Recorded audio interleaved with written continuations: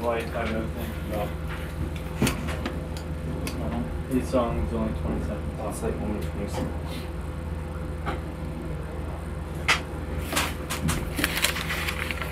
What great action here in the Ripken League. This is the last home game for the Cropdusters. They got a 25-11 record. They're taking on a 25 and Cropdusters have a 25-12 record. Taking the Big Train have a 25-11 record. Only a half game is between them for the first spot in the playoffs, as well as the North Championship in the Ripken League is on the line here. A great one for you.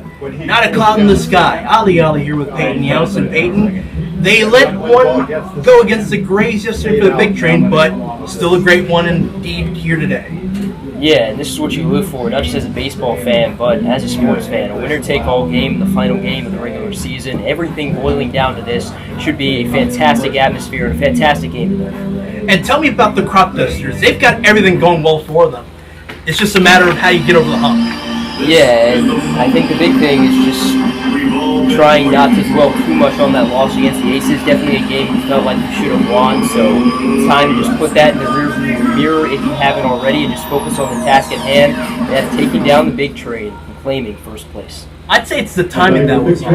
Don't you agree? Yeah, but I also think it was they couldn't really get anything going in the early parts of the game, but also the late inning offense kind of evaded them as well. They had all 3 runs scored in what I think was the 3rd inning, but outside of that, just nothing going for them on offense.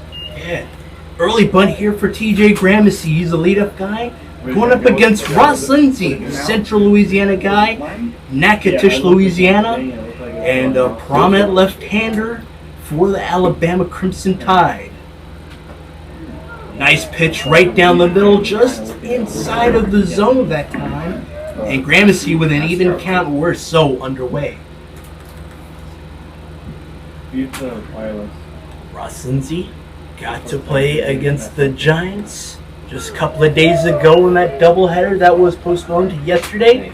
Then we didn't even play it as well. You're up in Catonsville, and you saying that there's a lot of rain up there. Yeah, weather was awful, so it didn't really surprise me when not only the Cropdusters canceled their games, but the entire Ripken League as a whole canceled their games, definitely for the benefit of everybody.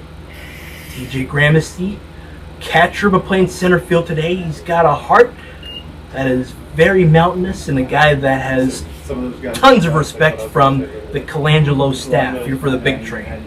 So he's got another even count at 2 balls and 2 strikes. Lindsay can push it through. He's got a nice fastball, and he tries it there upstairs and tagging it just a tad bit as Gramercy.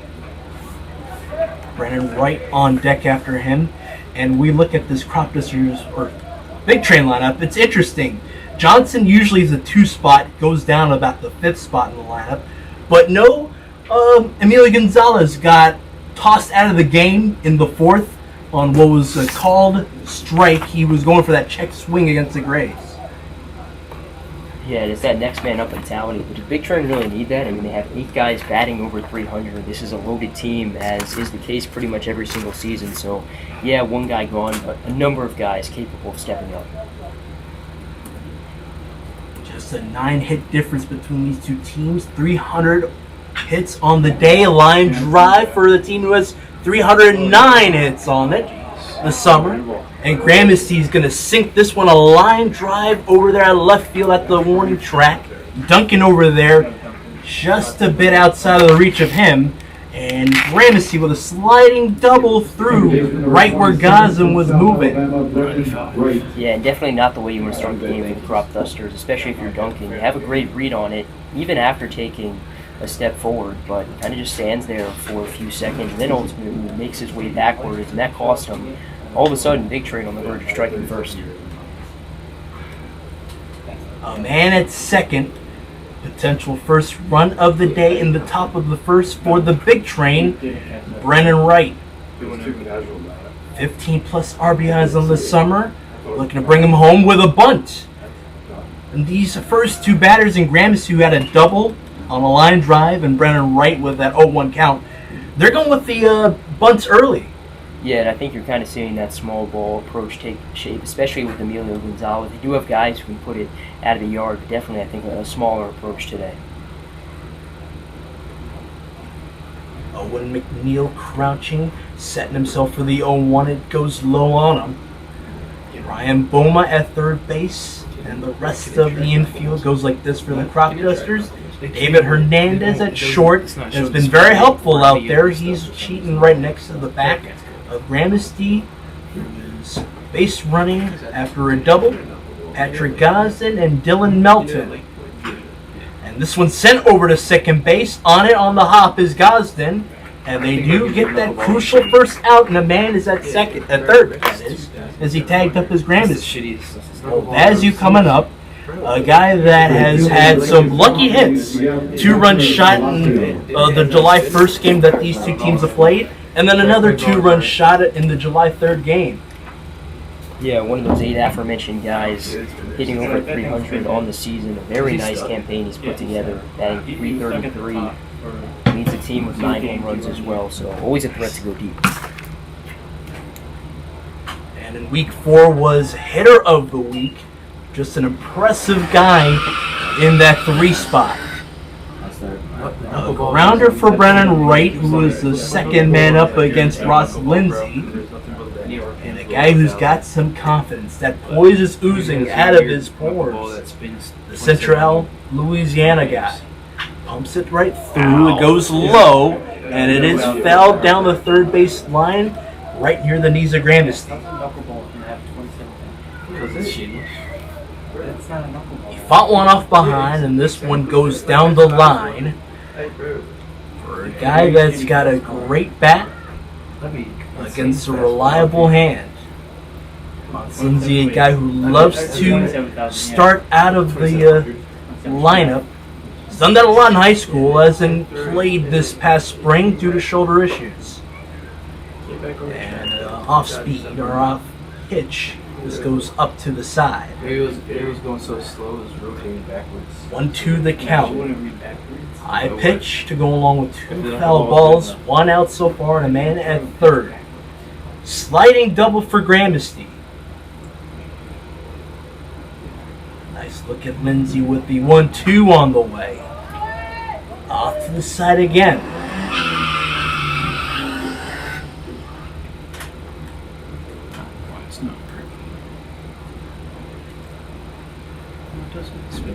Urgency shown from Bethesda. Has made contact with it.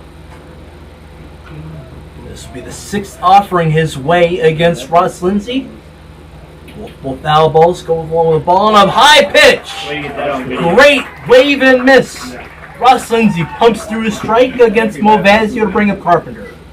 Yeah, and what a great way to respond if you're Lindsay. You give up that leadoff double that isn't entirely your fault, and then what do? You put one on the ground, get your ground ball, ground out, then you strike out Malvasio, get him to chase high. Awesome job. He's 1 out away, that is, from getting out of the frame. He was able to pump 2 against the Giants through 1 inning of work. The game was canceled, as I mentioned earlier to you.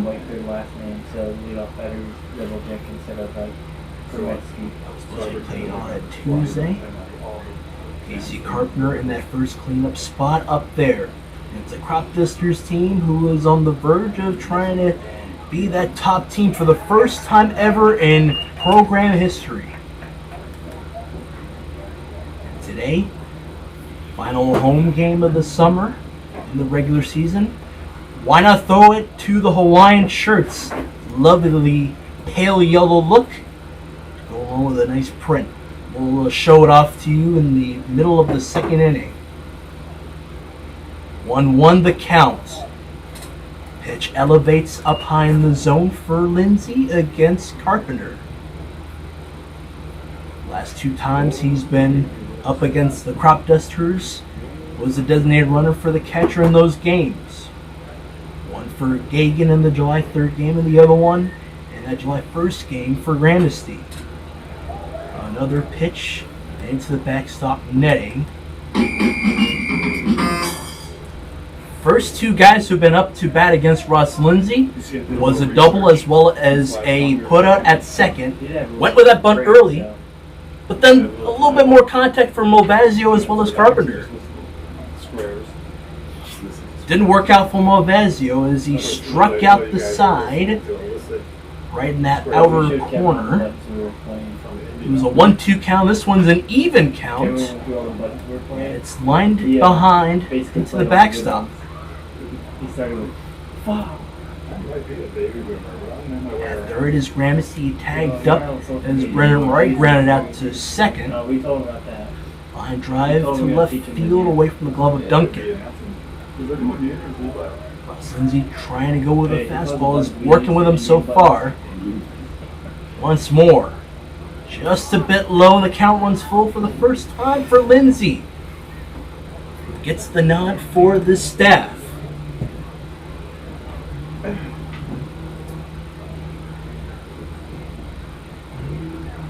Coach Galvin Morris gives a quick command on over to Gramsty over there and backs off. And it's Lindsay trying to deal. He's got one strikeout so far, and he's got one a little bit closer in the middle half. Great work for Lindsay. Family in attendance. Middle of the first, they strayed one. We're knotted with no runs on the board. Starting with our kids.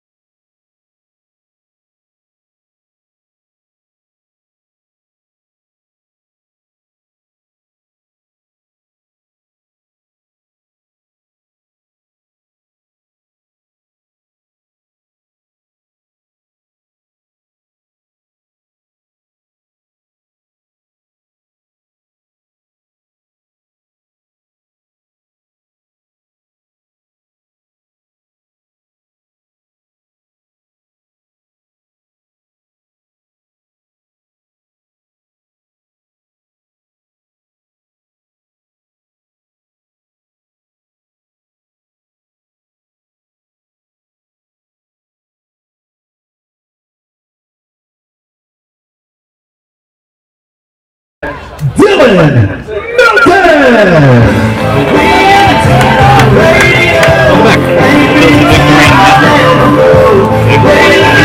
Alongside Grace Adams, the bottom of the first inning. The score is still even here. Leading off for the Cropdusters is Nelson. He's playing first base tonight for the Cropdusters. Cropdusters, we should mention, wearing an interesting uniform. It's Hawaiian night here at the ballpark. They have a Hawaiian shirt inspired jersey here tonight. Two misses to start for the pitcher on the mound for the big train, Jack Ketchum. Yes, Jack Ketchum from Alabama. Also like Ross Lindsay. We're getting an Alabama pitcher matchup.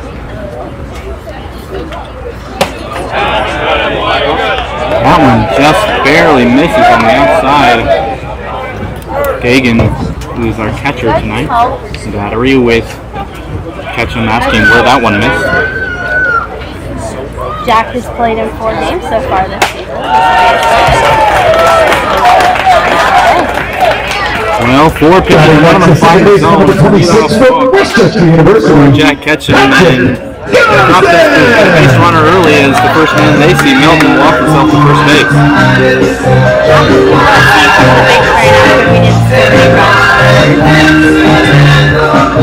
Just to set the scene for everybody here. Why not give it a try? Ketchup as well as Capuano are there. Melton with a free pass. Quick called strike on Gosden. All PSAC honors. And Pennsylvania native with a not a favorable count, an 0-1 count for the man at first. Another nice pitch from Ketchum. 5 pitches, or 6 pitches that is. A lot of walk on 4 offers. And down the count is Gosden, the 2-man in the spot. Melton will move up. This one chopped at the first base line. Great look at Patrick Gosden. More than 50 at-bats and a deep run for the Golden Rams. The E2 school just missed out on the conference championship against Millersville. And Melton will slide back to the bag at first.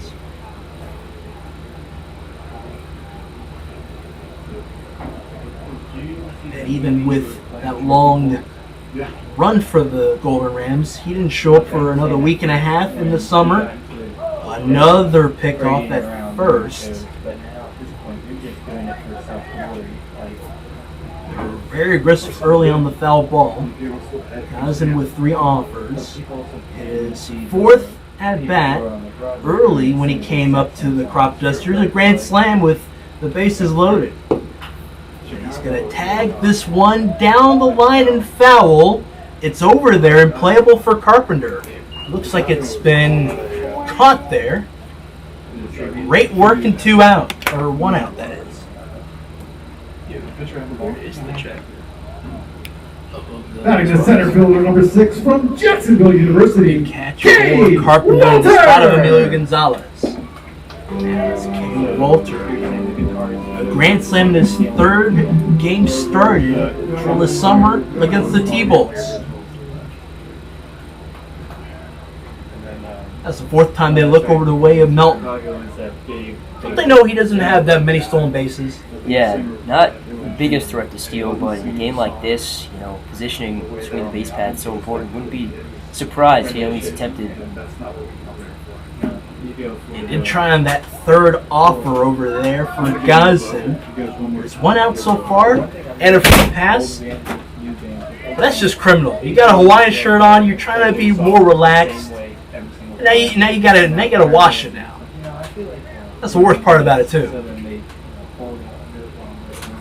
Cade Walter's still waiting for the first offer. It's off the glove of Gagan. His brother plays on the team, Bradley. And a man's over at second. Pass ball. And Walter with a 1-0 count. A foul out for Gosden. The only out so far in the bottom frame. Choking the bat is Walter. He went with that check swing, and they do call an even count. Called strike, Cade Walter with a quick glance at the home plate umpire with a smirk. And he's back and ready for the 1-1 from Ketchum. He swings at it, and it was down in that lower half.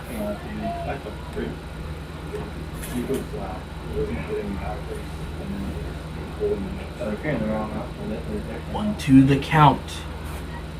It's Cade Walter against Ketchum from Mississippi. This one towards the first baseman Carpenter to Ketchum, and a man at 3rd in Melton.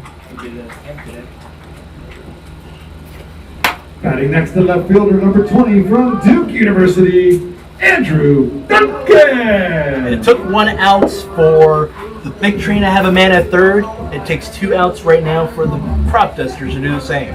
Yeah, nice job by Walter there. I know he grounds out, but still favoring that pull side. Gets it on the right side of first base, and that allows Melton to move up. So Definitely.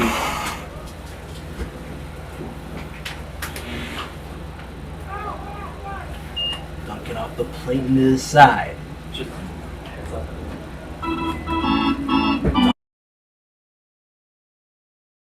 That one is all big and red. Maryland.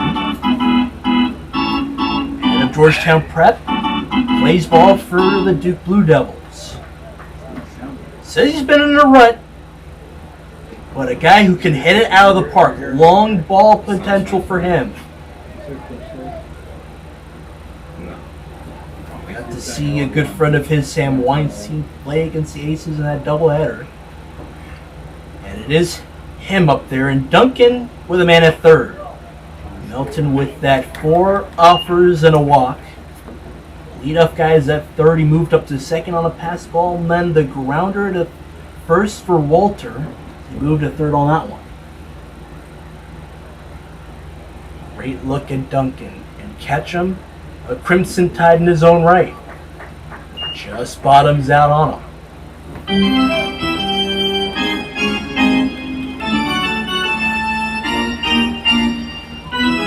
Alabama against Alabama Crimson Tide pitchers. Quick word with Gagan and Ketchum.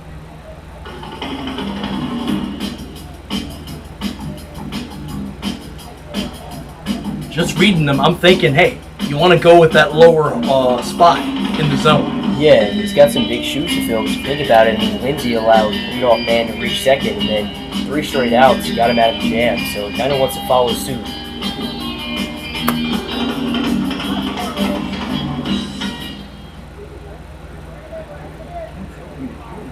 Great count for Duncan.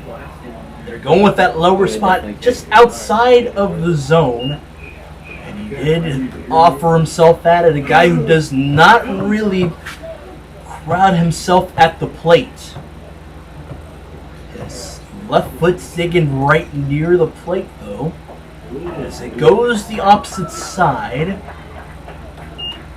Full count for Duncan. Breaking ball from the hand of Ketchum. Sort of went awry, but it was towards the throwing side and playable for Gagan. At third is Melton, cheating and seeing if it's going to move. And a low pitch taken from Duncan for the man stranded, similar to the Big Train. In a scoreless game after 1 inning, a great action, Big Train and the Cropdusters. Hey, Echoes of your words crashing into me, drown me in your lies, and there's no way to breathe. And my walls will keep you down. I am safe without the sound of you around. It's getting colder, and I'm the storm that's taking over.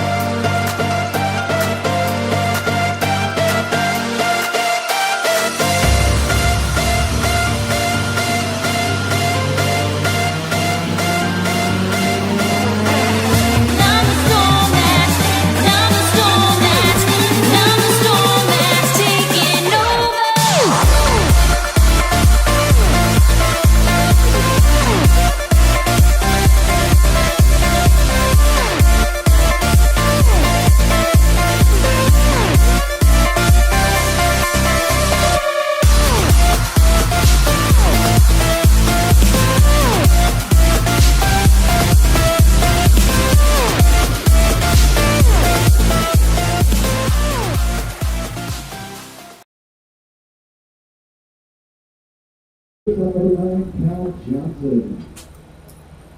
Both teams have had 4 batters face one another here in this game. It's the top of the second.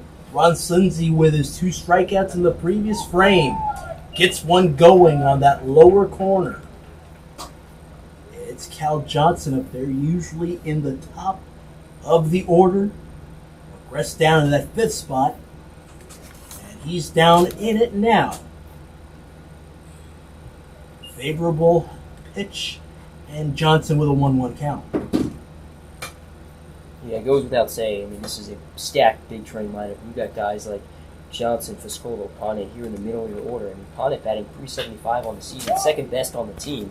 Shows how deep of a team they are. A little scare that time. Johnson lined a 1-1 count down the line at left field.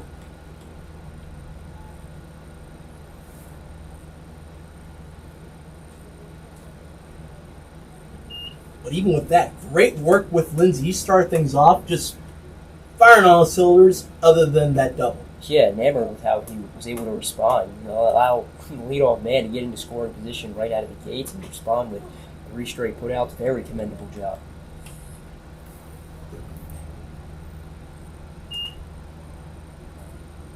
High pitch in the zone. Just stay away from it.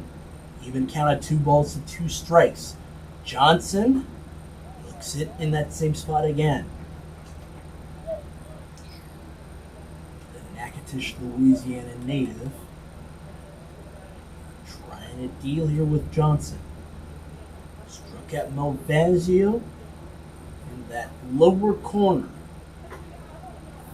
He said he'll tag it up high and out of the zone.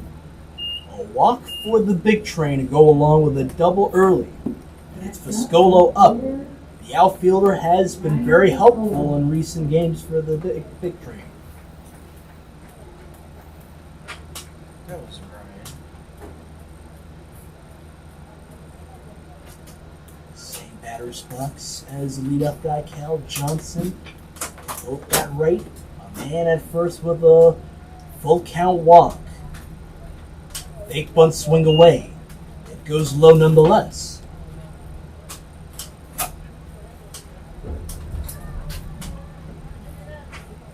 Looking the way of Galvin Morris again, a third base coach. Northern Virginia hitting coach as well. Used to coach up the South Lake Seahawks. As well as Hayfield.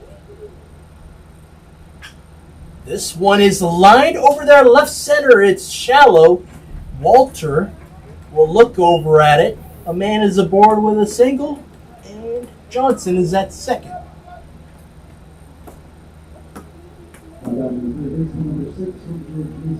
Two base runners on with Panette up.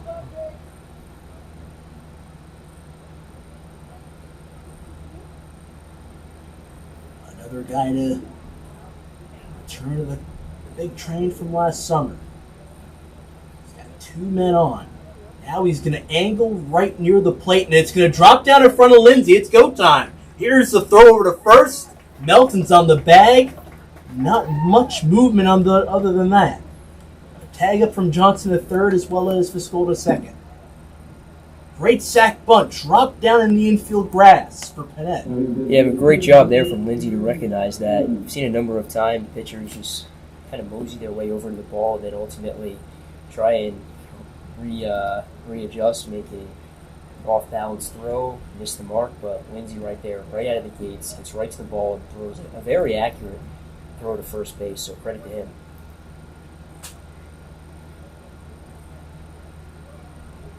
Kieran Coleman up now.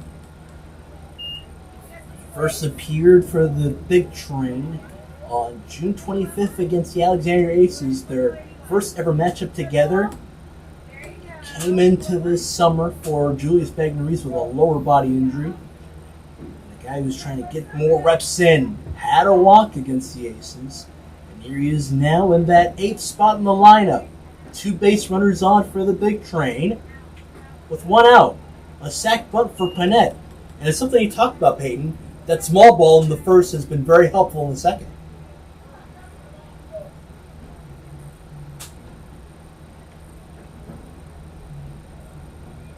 you look at Kieran Coleman, a couple of low pitches from Lindsay has them ahead of the count. 1 out in this inning. This one away from the glove of Lindsay over there at Hernandez. A man's aboard at first, and he will draw a man from third. And the road team is up 1-0. An RBI and an infield knock just off the glove of the pitcher Lindsay. And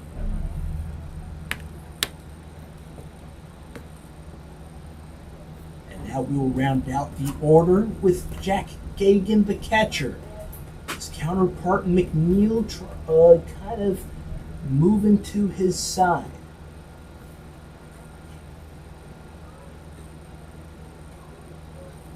Low pitch taken for Gagan against Ross Lindsay. 2 strikeouts to end the first. It has allowed 3 hits and an RBI. It's Coleman at first, and at third is Fiscolo. Lindsay with a good look to first. Another bunt attempt down for Gagan, and just goes back and foul.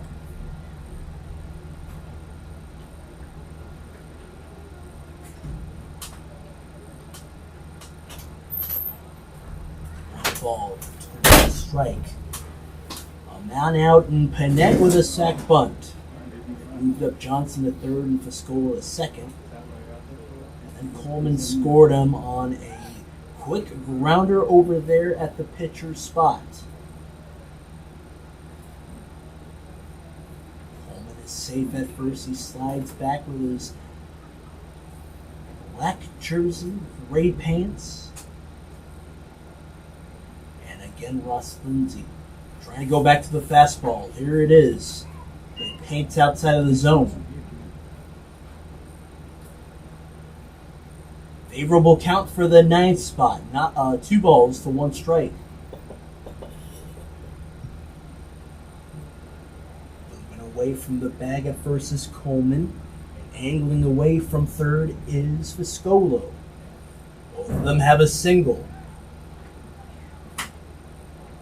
Cheating in front of the bag at first. A line drive for Fiscola got him on base after Johnson walked on a full count. And the road team up by a run. Again over to first. They do get it off. It's a pickoff. It's successful. 2 outs. And still at third is Fiscolo. And that's very helpful. What do you think? Yeah, and if you remember the last time these 2 teams met here at First Responder Field, Cropdusters did the very same thing in the top of the 7th, so it must be something about home games in the Bethesda Big Train.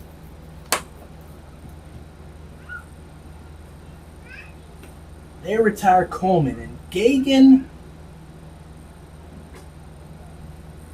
is still up there, and he looks it low and outside of the zone. 3 balls to 1 strike the count.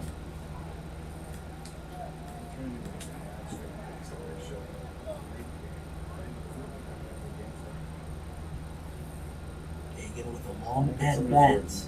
A man at third. This one's sent off the plate and up high and foul. Great line drive for Fiscolo in the shallow left center. And then Coleman grounded right near the mound and off the tip of the glove of Ross Lindsay to second and Hernandez. Again, cheating away from third is Fiscolo. Gagan with a full count. He's going to walk. Another walk. As we come to the top of the order with Rams, you had a double in the first.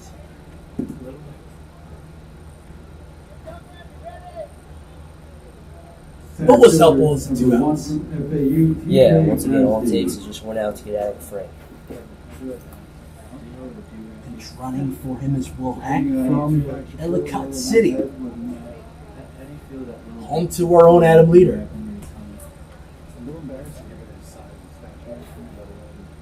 Gagan with that full count walk. Designated runner is up there now for them. Will Hack Jack is usually the center fielder for this team. Today it belongs to Grandisty. The pitch inside.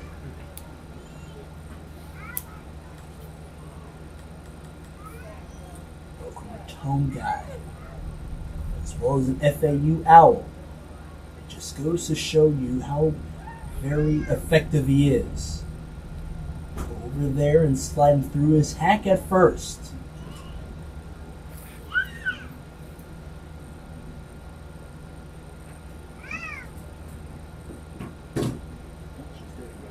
One ball, no strike the count. Ross Lindsay tries to deal again. It's painted towards the outside spot.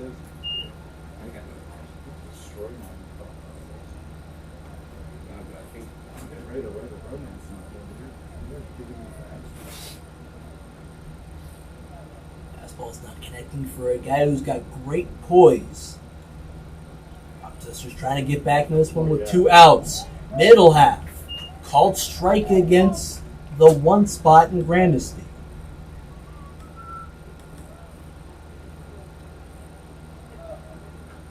He's got a double. A line drive to left field at the warning track. Just out of the reach of Duncan. He led things off in the first. Similar pitch to the first 2 against Grandisty in the second. Count is 3-1. Hitters count.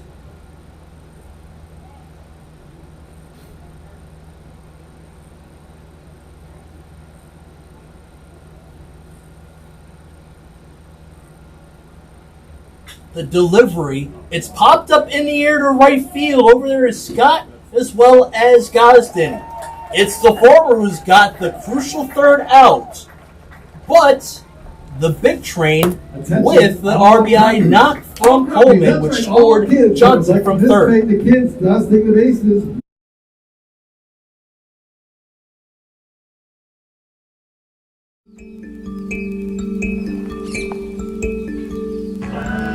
Another day, another jersey on the docket, huh, Brad? This is one of our most popular jerseys every year. We do the Hawaiian jersey.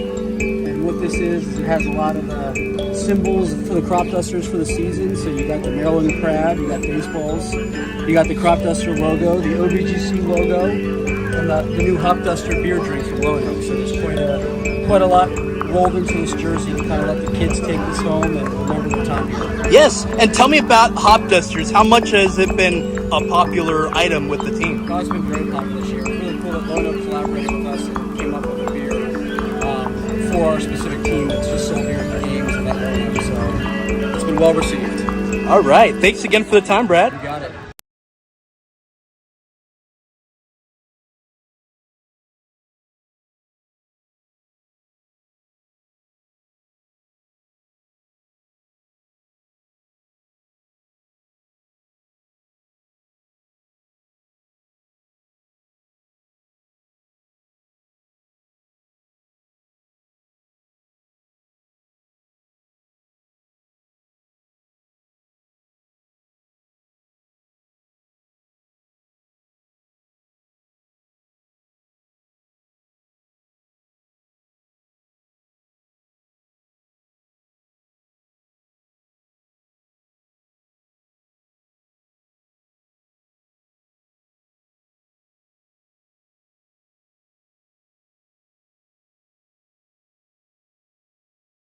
The designated hitter, number 37. Great to have you with us here.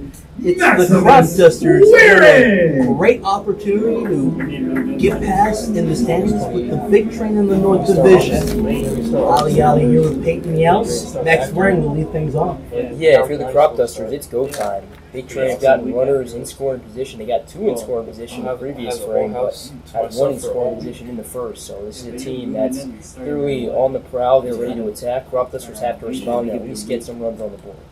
Yeah, first we released like the 26, but then Max Waring with his robot jeans, trying to get things going. Cropdusters only had a walk from Melton, and then Jackson Ketchum was able to strike out Duncan in the first, and it's over to the pitcher's glove. And a quick out for Max Waring from Charlotte, North Carolina. Let's bring up David Hernandez from Keller, New Mexico. Batting And next a to guy the who's been a shortstop, very number helpful eight from the hand at University of shortstop. Mexico, Yeah, David shortstop. We also seen him Hernandez. come in as a pinch runner as well. Pinch ran for his teammate Salvatore just a few days ago. So yeah, a very welcome Yeah, addition. Sean Chen. It's a nice one. Like it's brand new. Yeah, it is one of the new ones. I know Great look at him as The he's two white right ones. near the plate and is My just friend off had to one the of side. It apartments goes into the near glove. that area. Nice. Down on the count is Careful with Hernandez. these ones. Called strike the count. West Point, Mississippi guy and Catcham trying a deal. He's able to help out with that grounder right near the torso of Hernandez after the leadoff guy went up to the mound. Ground ball. The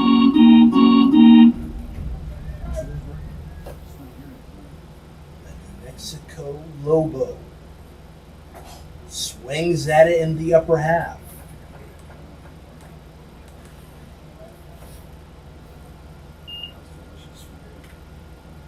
After the foul ball and that called strike, the count is 1-2 strikes. Nobody on for the Cropdusters, and an out. This one goes low, and that should be helpful for Hernandez. Trying to gather his swing. Great addition. The positive that he brings is just his character. A great person to be around. He's going to send this one a line drive over there at right field for Movazio. Didn't have to move too much to get that second out. Here comes McNeil.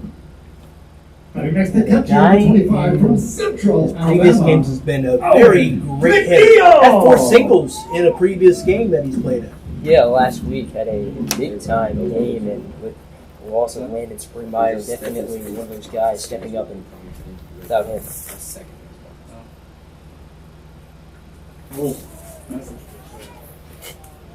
One offer, and it goes awry right into the lower body of Third baseman, number McNeil. 24 from He's Prospect aboard with State that University, 2-out. Ryan Hit by pitch. Should Booma. bring up Sammy Berman, who's going to be running for him. Designated runner today for the Cropdusters is set to go. Carter Ritchie sets him over there. Ryan Booma up there with his 5 homers. Tied for the team with the most. For the Cropdusters, got 29 coming into today. 300 hits as well. And at about a 270 batting average clip. It's a little bit higher than 270. Settling at the plate is Boma. Foul ball to go along with the ball inside of it. Berman over there at first. Got a great front row seat to this action with Ketchum. 2 outs, 1-1 painted in that lower corner. A breaking ball for him. Boma, a guy who's been a very, very helpful batter in this Cropdusters lineup. MEC Freshman of the Year in 2024. Hasn't played much in 2026. Great guy to be around and a great batter in his own right. After swinging at it early in this at-bat, he's just going to look this one outside of the zone. Very helpful for him. Count is even, a 2-2 strikes. Today that there was a car brand that when he had his recent accident, whatever. Even-handed heave for Ketchum. That car brand was A like good frame though from Gagan. It doesn't really hit the zone. Count runs full. Frostburg State guy, as well as an Olney native. Frostburg State, the baseball team, will have a camp here at OBGC in the first week of August. A wave and a miss for Boma. And Ketchum as his 3rd strikeout as Van McNeil and Berman at first. Decided to score the big train 1.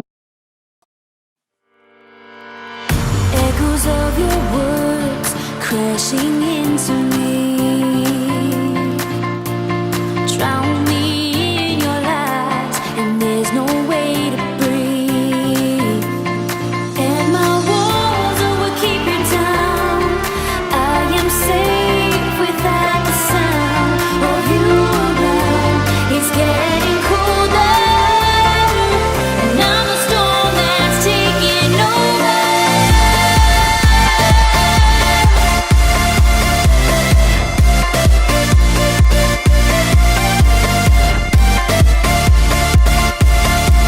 And I'm a storm that's taking over.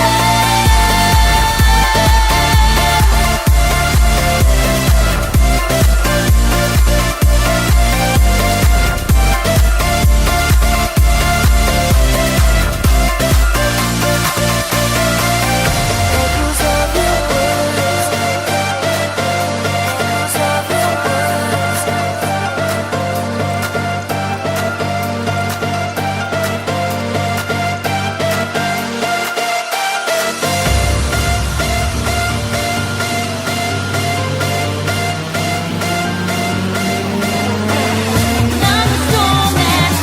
I'm a storm that's taking over.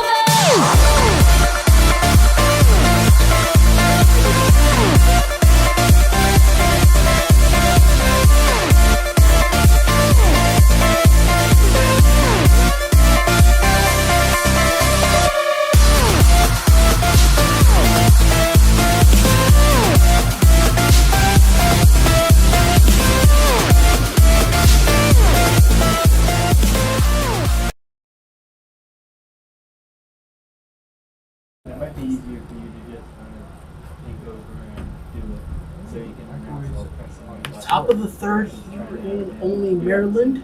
First responder field sponsored by Serpro Rockville Olney. Ross Lindsay against Brendan Wright to lead things off. 2 strikeouts as well as his counterpart Ketchum. Great called strike at middle half there against Wright. Lefty-lefty matchup. Off the side of the bat for Wright.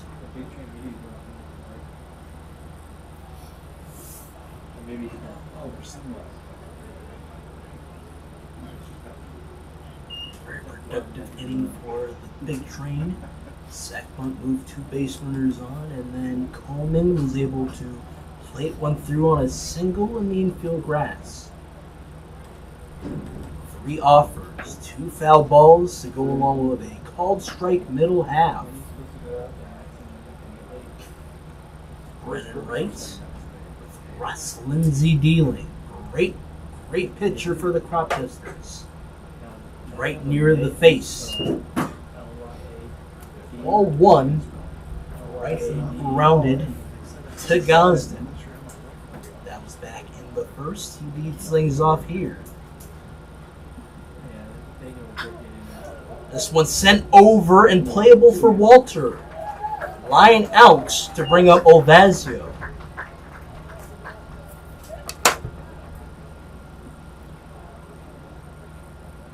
Right fielder number 37 from UCF, Zachary Malacio. It's a tale of 2 innings for the big train as they were able to get a full count walk and then that single. But outside of that, it's just a matter of trying to build pressure for the Cropdusters. Sinzi was able to pump through 1 against Wright. Malvezio ahead on a pitch down low. Do you have a person that, for your grade, that if you have questions you go to, like how to get involved? You take a look at it. It's how important is it to have that first out on that leadoff guy? Yeah, it's crucial. It kind of sets the tone for not just the upcoming at bats, but really the entire inning. So it's a crucial part for sure. So you're like Yeah. Towering foul ball for Malvezio. Guy who can go long. A pair of 2 run homers against the Cropdusters early on in July. See, as well as McNeil trying to get on the same page on the pitch. Go with the fastball inside of the Gonna zone. get my pre-ordering. Pre-ordering the next class.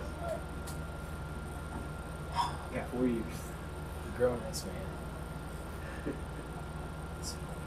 These are the jokes my players are making. Oh, I thought Yet again. No, I would not make these jokes. I do not. This want one to do my job. to the side of the third base umpire's face. Fouled off.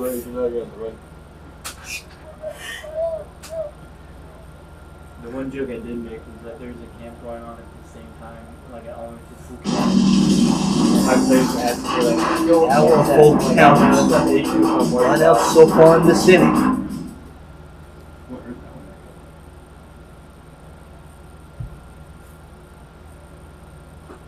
And he got him to miss on the ensuing pitch. Paying it off is Lindsay. 2 outs in this inning. Bring up Carpenter once more, who struck out in the first. And what a great way to battle Malvasio, easily the biggest power threat on this big train team, and gets him to foul one off and then gets him chased downstairs. Great response from Lindsay. Great look at Casey Carpenter yet again up there at the plate. Right near the plate. Sent into the grandstand. Probably it's playable for McNeil. It will slam over there. A couple of young girls fighting for the foul ball. Looks like the older one gave it to the young one. That's good. Did she even do it? No.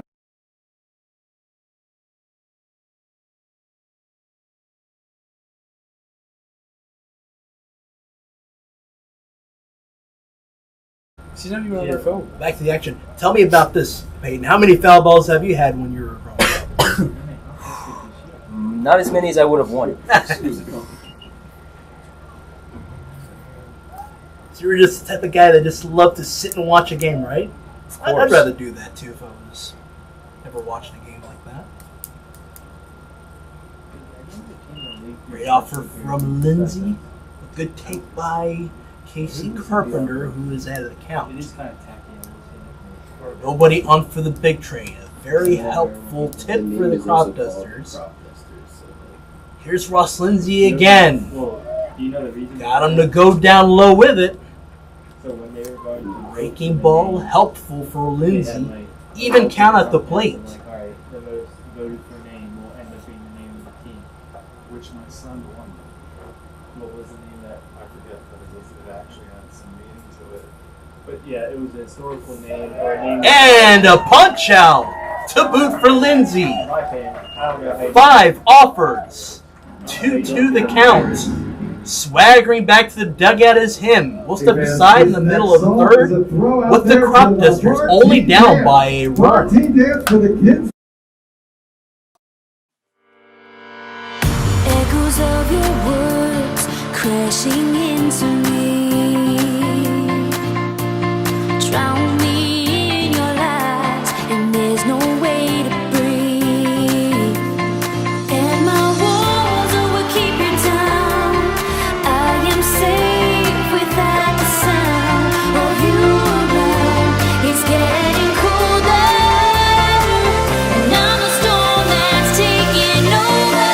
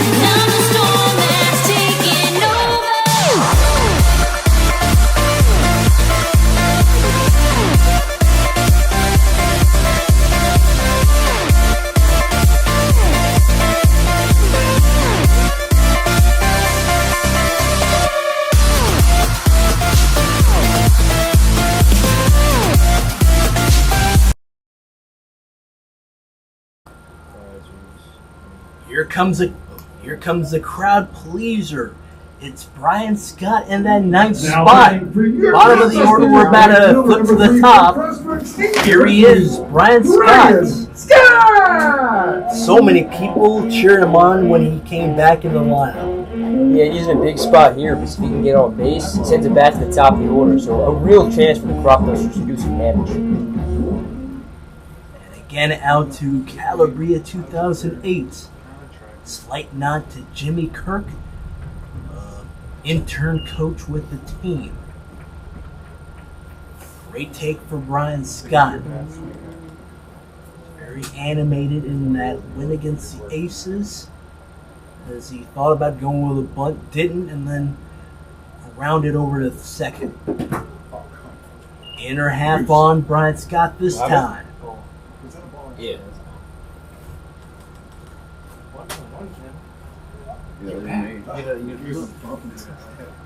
Count for the Statesman. That summer with the Cropdusters. Another take, but this one low. Ketchum. Still working out there with 2 strikeouts to end the first and the second against Duncan and Buma. Left-hander against the righty and Scott. This one sent over there at right field. Valdazio tracking over to make the catch. Dylan Melton up. He had the walk, a crucial one on 4 offers. Standing next to first baseman, number 11 from Florida Atlantic, Dylan Melton!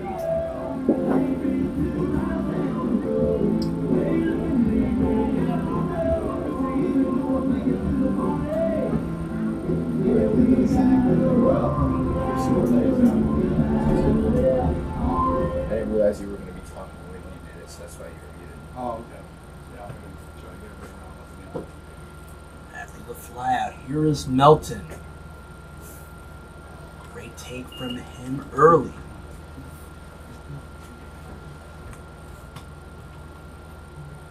Bottom of the third.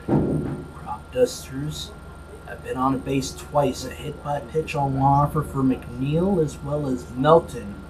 Made it all the way to third. Breaking ball misses.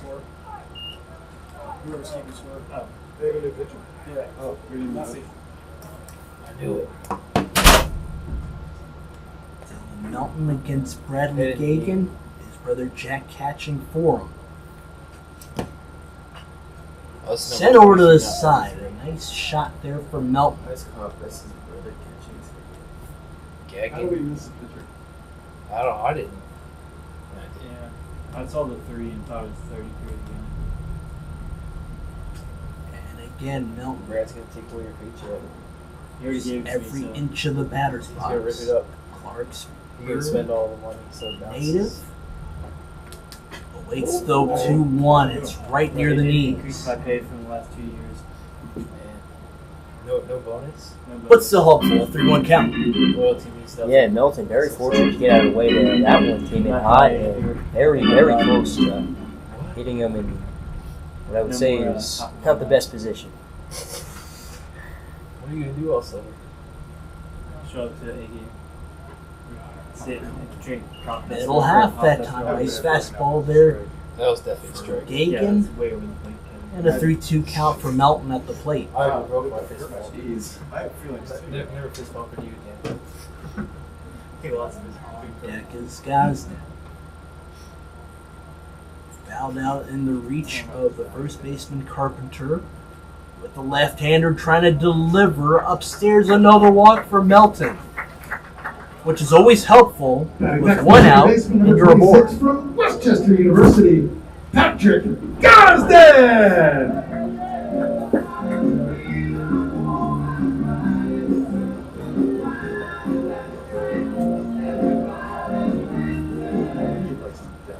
The only batter to hail from Westchester University, number Ben Bullhouse, has been dealing with an upper body injury.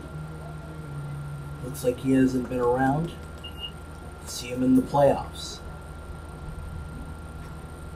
Gosden had the triple in that July 3rd game which scored Bullhouse all the way from first. It was a beauty, right, Peyton? Yeah, definitely a guy who made an impact on this team. A great left-handed bat to have in the lineup.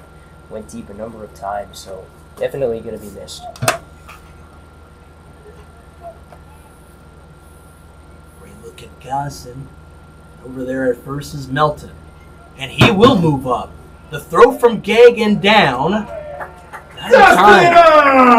Great play and a stolen base from Melton. He tried that when Gosson was working with a 1-2 count in the first. And even then, he moved up on a pass ball off the glove of Gagan with Ketchum trying to deal against him. One out and a man at second. Breaking ball eventually makes it across the plate, but not in the zone. Great look at Gosson again. Really standing up straight. Gagan 2 looks over to the second base runner over there. One base runner at second base. 2 balls, 1 strike. Second baseman Brennan Wright with a good look to him. Looks over the way of the right fielder Movazio, and he's about 4 steps away from the bag at second. This one lifted over to left center, and it's playable for Gramercy as he had to move up to make it. Easy catch and an out on Gosson, 2 outs. Quick work. Center fielder number 6 from Jacksonville Over there at University, second still is Melvin. Walter!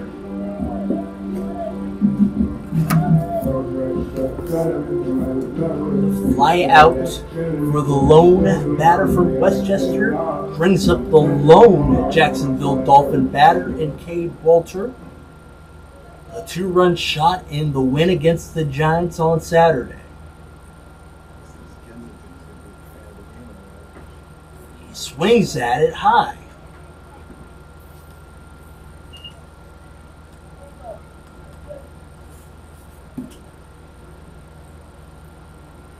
Gosson, the tying run, the first run potentially for the Cropdusters. With Walter with an 0-1 count. Breaking ball tucks into the inner half. Down in and now is Cade Walter, 0-2 the count. Melton moving away from the bag at second. He's got Cal Johnson, the shortstop, breathing down his neck. He's cheating right near the bag at second. And he's going to send this all the way near the warning track. It's going to be over the wall! A 2-run shot!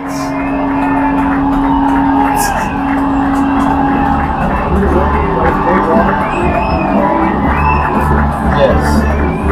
A lovely day for you, Cade Walter, on a game that the Cropdusters need badly. Yeah, the Cropdusters needed that. That right there, their first hit of the contest, and it comes at the biggest time.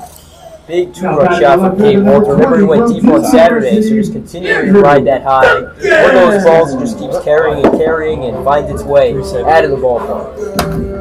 And there's the shot in the arm you needed. A 2-run blast to center field. Ramsey cheated for a moment as he was backpedaling at the warning track. It's Duncan now, working against Bradley Gagan. Allowed the walk and the first hit. A 2-run shot for Walter. Great work for the 3 spot. A take there from Duncan at the plate. Just wondering how best of that was. Like, that was a mess.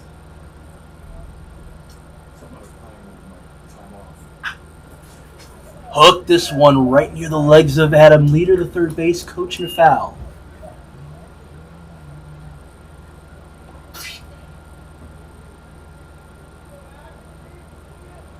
Down in the count after the foul ball is Duncan.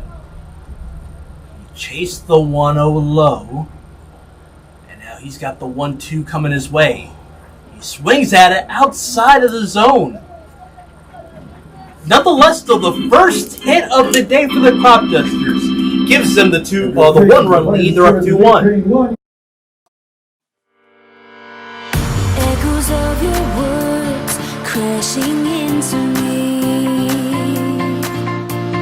Drown me in your lies, and there's no way to breathe. And my walls will keep you down. I am safe without the sound of you around. It's getting colder, and I'm the storm that's taking over.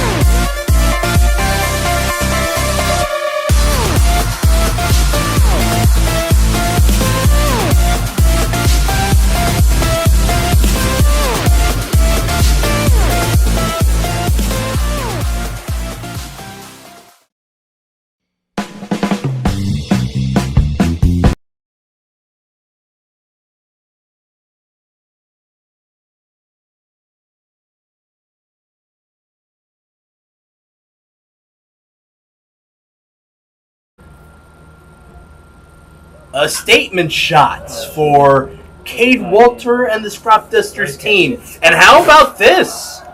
One look and a solo shot for Johnson.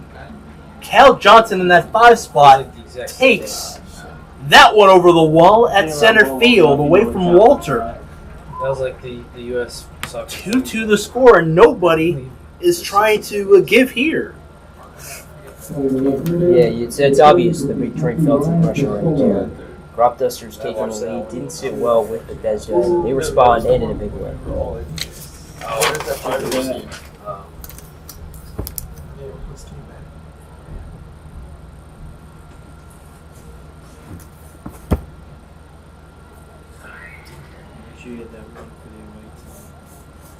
Low pitch for Fiscolo.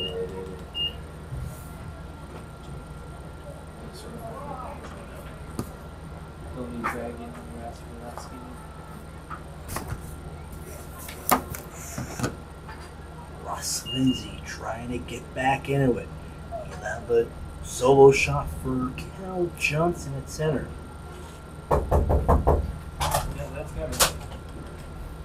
For all the singles in the dormer in the middle, and then after 2 singles that just ran into different spots. There goes the fastball unleashed up high for Lindsay.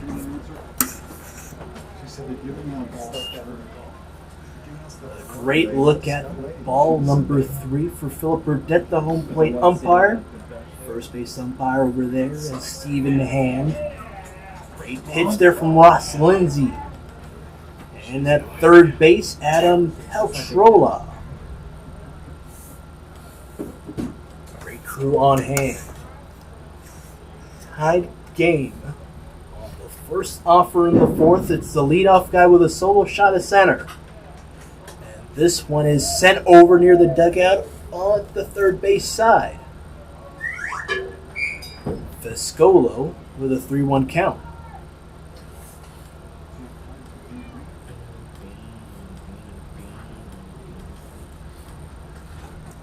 Foul balls are helpful, wouldn't you agree? Yeah, especially for a pitcher since they're striking.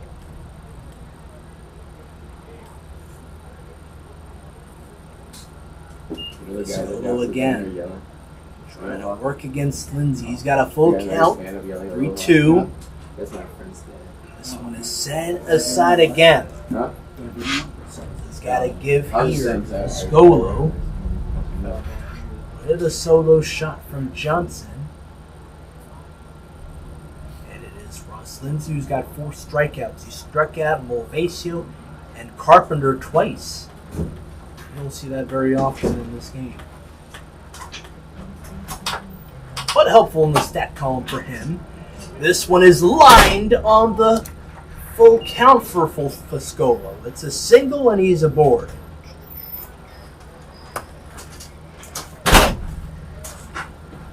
I drive to left field. With the net up, was able to score. Move up Johnson and Fuscolo from first and second. Noodle. Takes over from Ross Lindsay. Step aside. We'll introduce you to the new pitcher who's on the way here.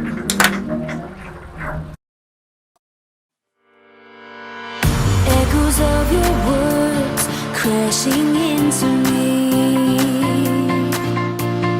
Drown me in your lies, and there's no way to breathe. And my walls will keep you down. I am safe without the sound of you around. It's getting colder, and I'm the storm that's taking over.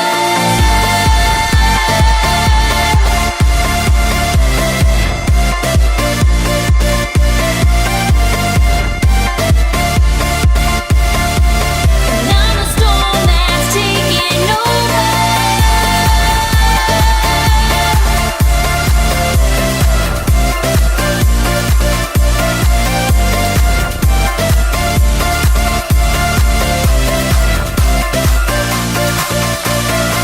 Echoes of your words. Echoes of your words. I'm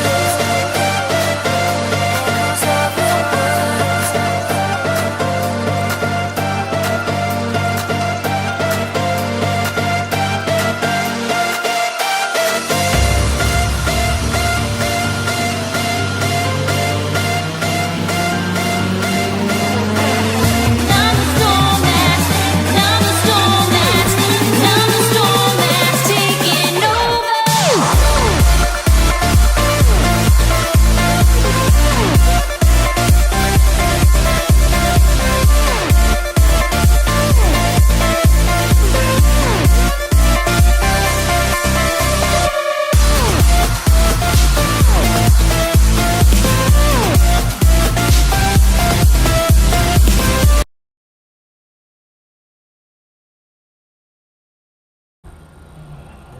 The day's over for Ross Lindsay. Insert Ben Jones, one of 2 reliable hands from Westchester. Now going up against Panett with a man aboard. This one is fair. Charging at his Boma. They do get that crucial first out. Moving up on that one is Fuscolo is second. He had the last hit, the 5th hit allowed by Ross Lindsay. Designated hitter number 8. And a great day for him. 4 strikeouts. Yeah, and he hands 3 innings. Yeah, he hands the ball to a guy who's been one of the most steady presences out of the bullpen. With 2.81 ERA in 7 appearances, those spanning 16 innings. The thing that stands out the most, the amazing strikeout stuff. The command, 20 strikeouts to just 6 walks. So he steps in a big spot. But if anybody can handle it, it's him. Up and back and forth. At second is Fuscolo. Go ahead, run here in the top of the 4th is aboard at second. And here is Kieran Coleman. Was able to plate through Johnson in the 2nd. The first run of the day. And a favorable one for the big train early in the 2nd. He takes it low. And Ben Jones dealing in relief of Lindsay.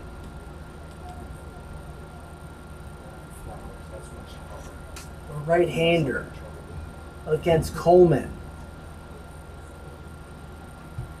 Over there at Gazin he's at second.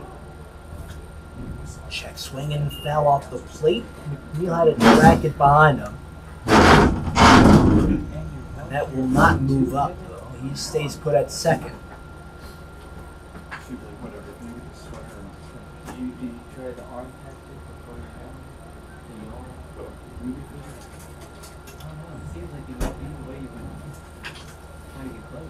And it's fair over there at third. They're going to go over to him with a tag. And at first, he's safe. It's Coleman. The dangerous base runner is out. Great play there for Hernandez as well as Boma over there on the left side of the field. But who's saying who's out? What? I don't know. Gravel is shortstop. Guy kind of jogs by him. Big tag. Oh, Now Galvin Morrison as well as the third base runner over there. Scolo. Looks like it won't be fair. It's fouled off the plate. And it looks slow going over there at short. Yeah, just an unfortunate break for the Cropdusters. They thought they caught one right there, especially getting the man out at third. But time to go back to work.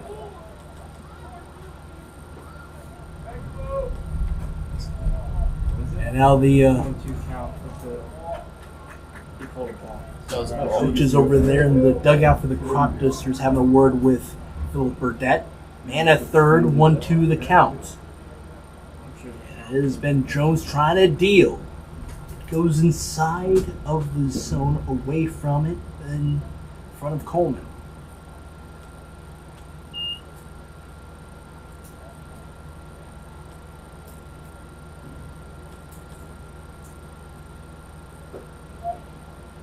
Pitch going awry and low.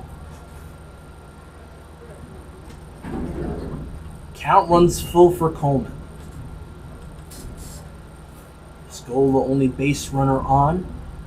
One out so far here. And this one is sent over to shallow right center. It'll drop down from third to home, and the third run comes through for the big train. A knock on a line drive for Coleman. Another RBI for him. Great effort. Having catcher number 19, Going up against the relieving hand in Jones.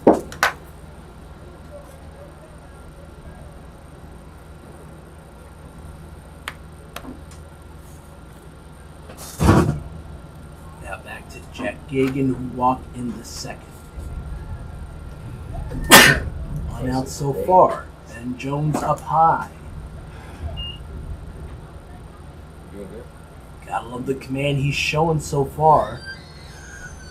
2 runs allowed. A solo shot after one offer against Lindsey for Cal Johnson. And then a line drive RBI single for Coleman. And it's tracking towards that same spot, but Cade Walters over there to get the second out.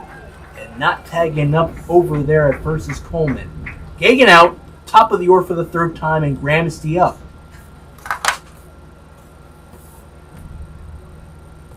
Center fielder number 1 from FAU, TJ Gramsty. 3 outs. And he got the day going with a quick sliding double on a line drive to left field. Got the game going after a great struggle for him against Lindsey. Then Jones with a good command. That first offer here in the fourth against Grandis, goes low. 1-0 pitch. This time opposite side, trying to stretch the zone upward. Ramsey does not offer. Coleman angling right near the infield grass. You got Melton over there keeping a good eye on him. Great baking ball. Ben Jones with a 3-1 count.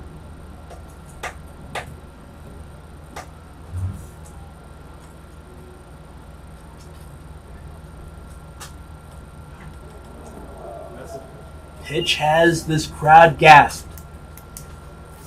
Second base runner on, with only 2 outs in this inning.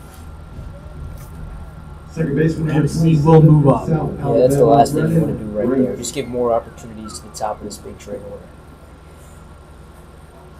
Coleman moves to second.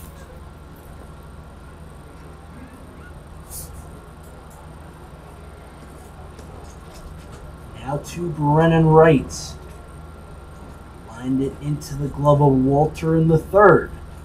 Here he is against Ben Jones. He will send this one down the middle, another line drive over there from second and score on the fourth run. And it's a great one from Coleman. 3 runs in this inning.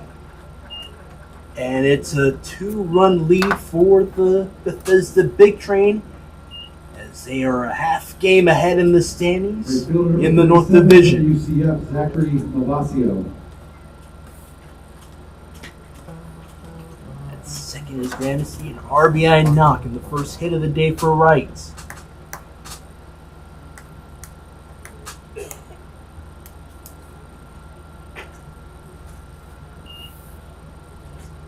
No offer for the third spot in this lineup, Movasio.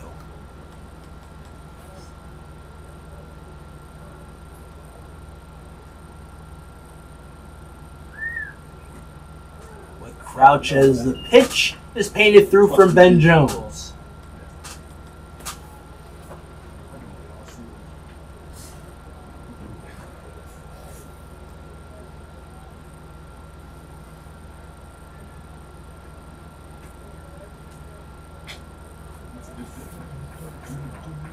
Great pitch selection. Nice fastball, and it's met there at the plate for Movasio. He tagged it off the plate and to the left side it goes. McNeil with a quick mound visit.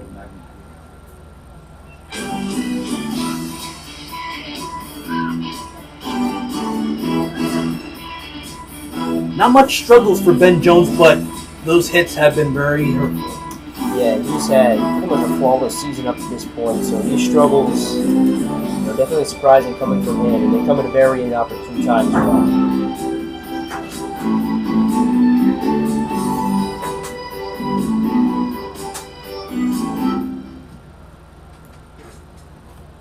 Movasio once more. Trying to get things going against Ben Jones. He's got a 1-2 count. Low pitch. Scrapes by the zone. 2 outs and 2 men aboard for the Bethesda Big Train. They're up by 2 runs. 3 plated through in this inning. Over to Boma, and he's just going to step over the bag where the base runner at second and Gramercy was heading towards. 2 left on. Cropdusters have some work to do. They're down by 2 runs. Echoes of your words crashing into me. Drown me in your lies, and there's no way to breathe. And my walls will keep you down. I am safe without the sound of you around. It's getting colder, and I'm the storm that's taking over.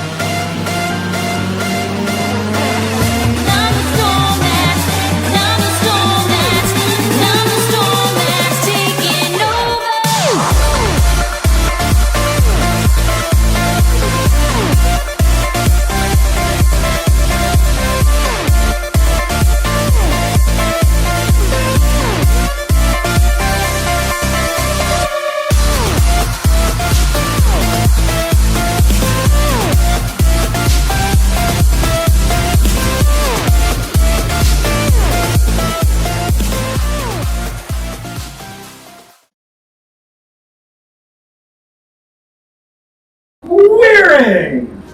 Top of the 4th inning, and it's Max Waring who leads things off for the Cropdusters. They had a great productive bottom of the 3rd with their 2-run, 1-hit inning. It was a nice shot for Cade Walter. A shot down there at center field, and it's time for Max Waring to deal. He will offer at the first one against Monahan from Florida Southwestern.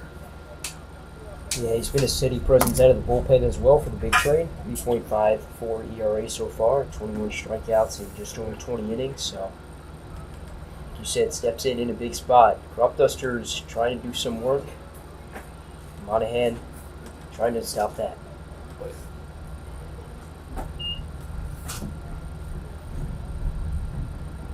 Max Waring looks at that one. A nice pitch from Monahan, a Virginia native. Falls, Virginia native.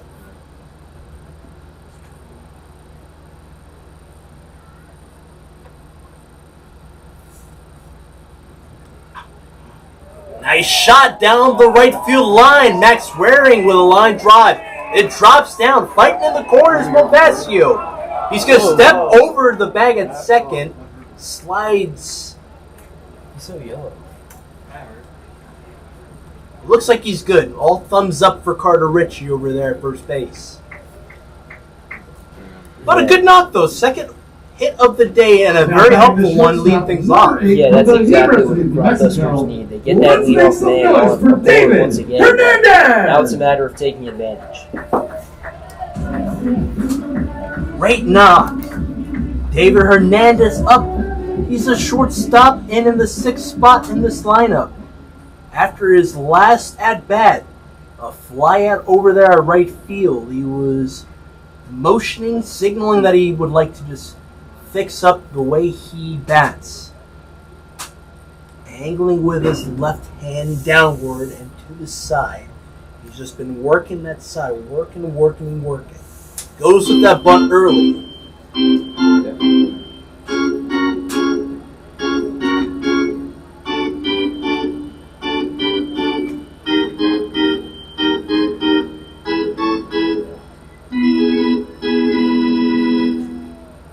The count. Hernandez with Max Waring over there at second. And now the bunt will drop down.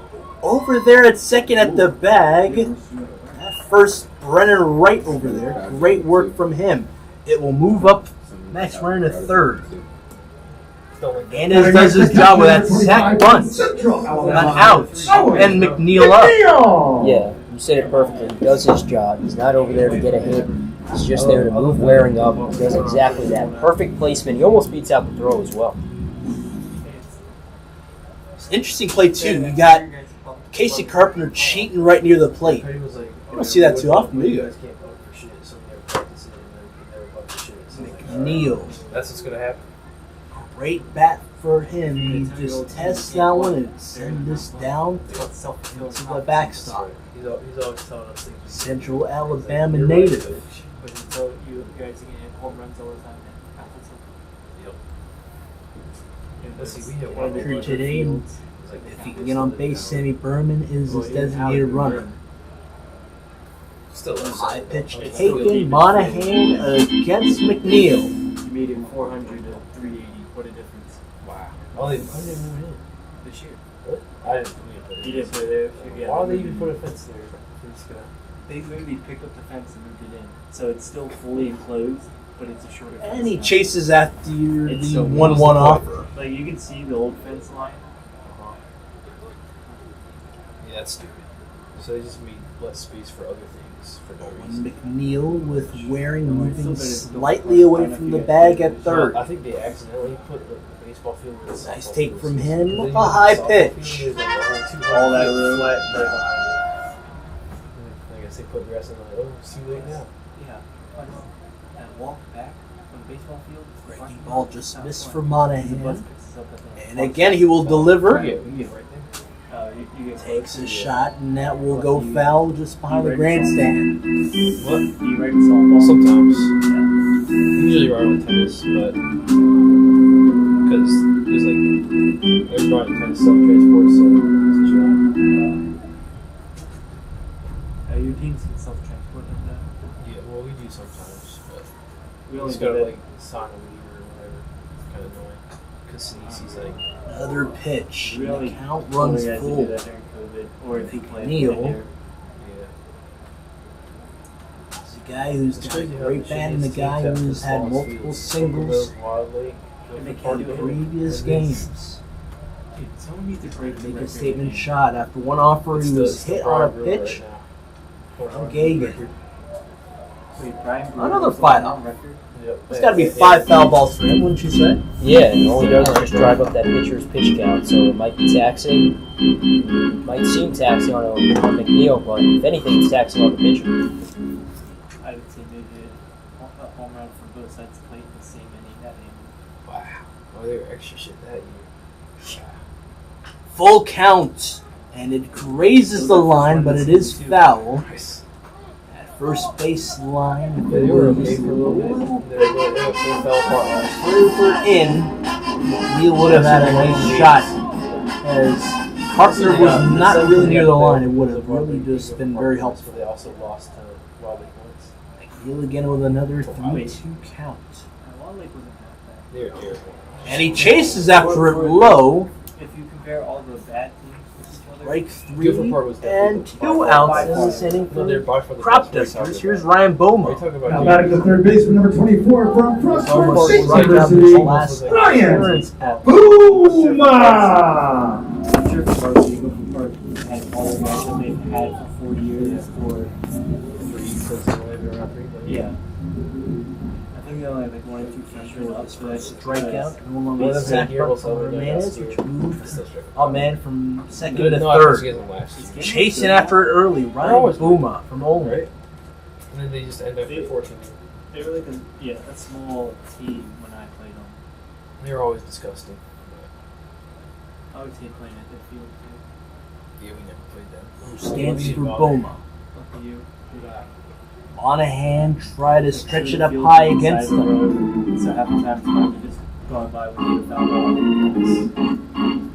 Is that like work? You're a big work? I think so.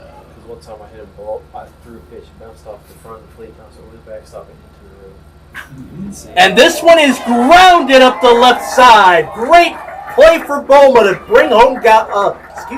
Bring home Max Waring.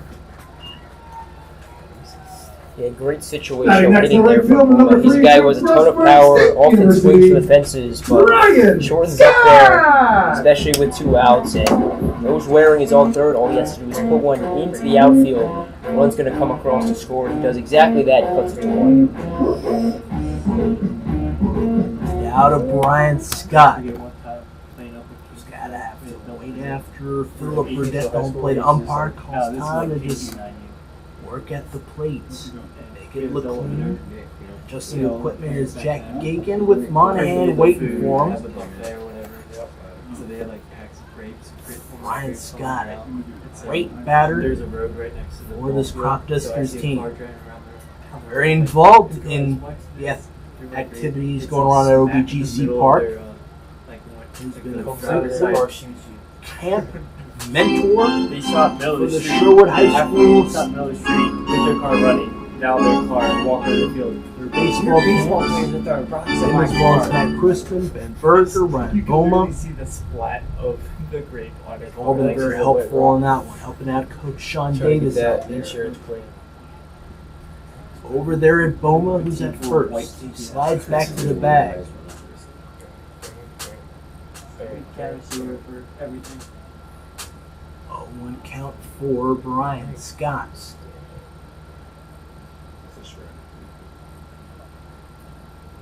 Boma not moving up now. He does.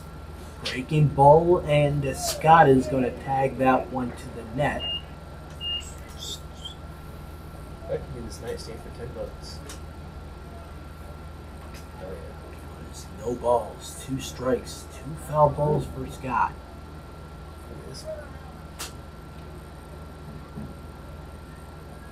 Fielders backed up, mostly in middle infielders. Runner does go on the 0-2. Low pitch, ball 1. And a stolen base for Boma. How about that? Yeah, not a guy who steals bases too often, but in a game of this magnitude, why not pull it off?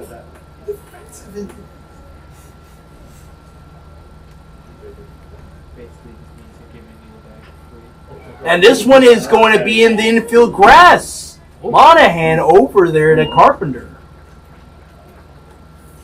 They tack on one more run. An RBI knock for Boma brings home Waring. Cropdusters down by a run. Cropdusters 3. Echoes of your words crashing into me. Drown me in your lies, and there's no way to breathe. And my walls will keep you down. I am safe without the sound of you around. It's getting colder, and I'm the storm that's taking over.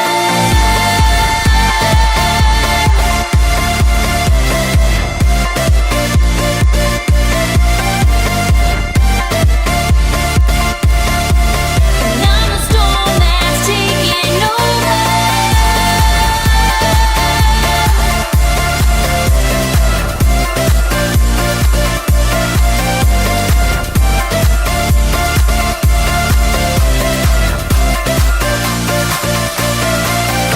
Echoes of your words. Echoes of your words.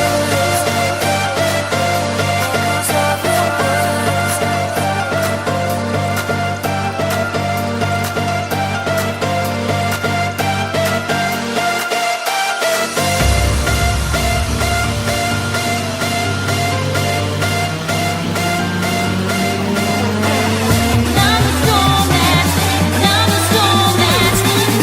storm that's taking over. On top of it. Leading off for the big train is Casey Carpenter. Ben Jones trying to deal. He's got no strikeouts so far in this game, but great command. He shows it with a swinging strike, an offer from Carpenter early, and a guy who struck out twice.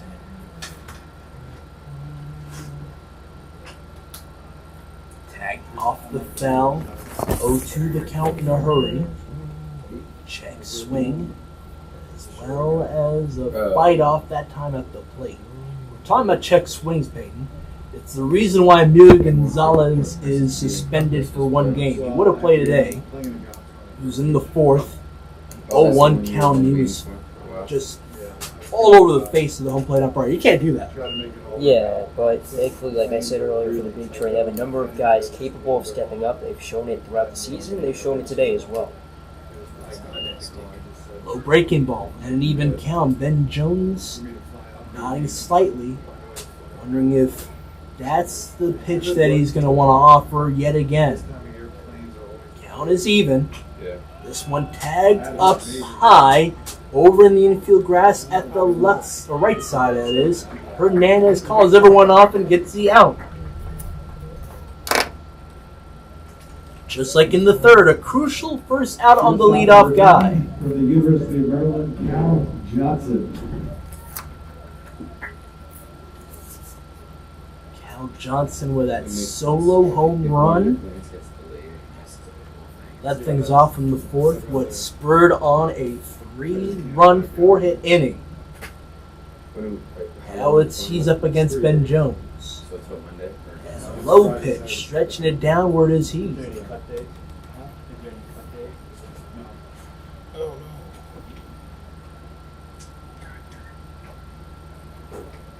Foul tip and a strike at the plate. Cal Johnson off the side of the bat, just a bit low that time. McNeil doing great things behind the plate for the Cropdusters. It's Ben Jones delivering it again. Angles to the side.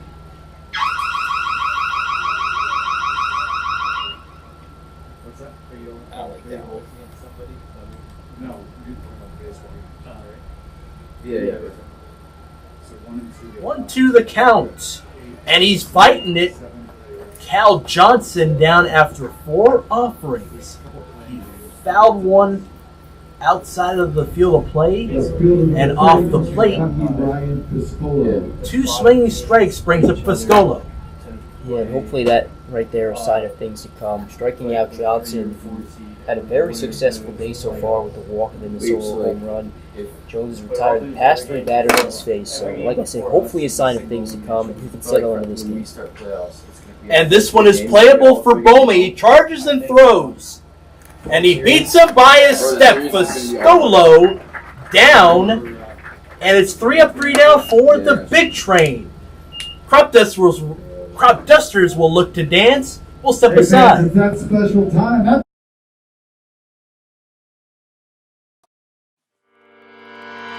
Echoes of your words crashing into me. Drown me in your lies, and there's no way to breathe. And my walls will keep you down. I am safe without the sound of you around. It's getting colder, and I'm a storm that's taking over.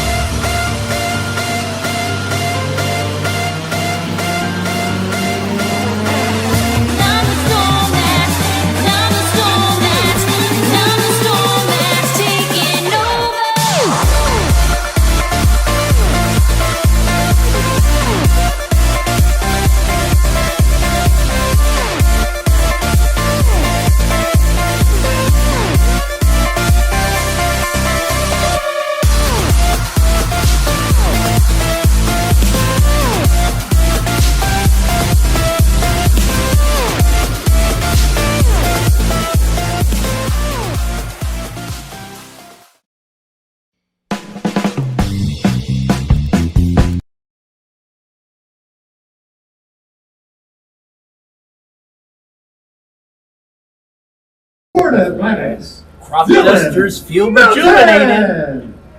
They were able to strike out 1 and put out 2 in the top of the inning. Bring up Dylan Melton in the top of the order. They mean business now.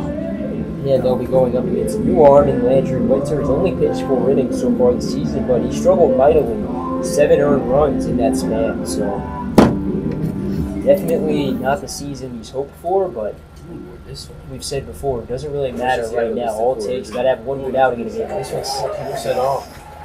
Great line drive over there at left field for Melton.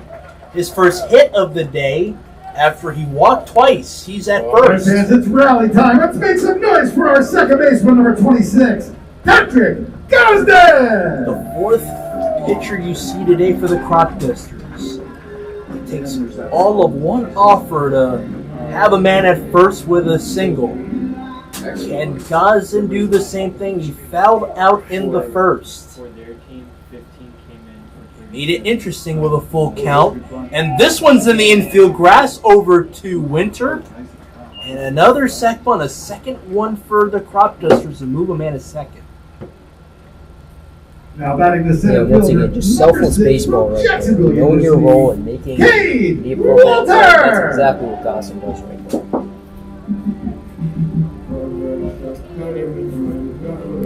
Cade Walter with that jolt in the second, a 2-run shot. Scored him and Melton. Melton's at second. Try to do the same thing again. And it's funny, Melton with that walk and then stole second. If Walter can get on a base, that would be very helpful with Duncan up. Even though 2 strikeouts, a guy who can go long. He's on deck. Walter now with a 1-0 count.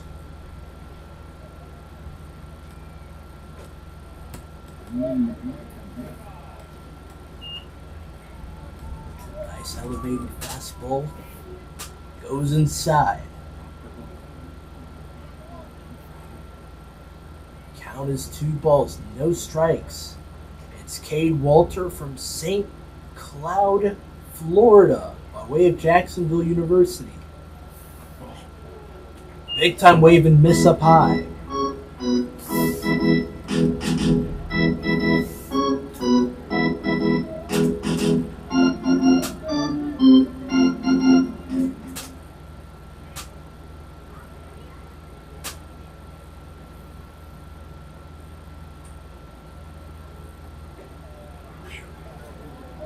Great take for Walter as he steps away from the plate.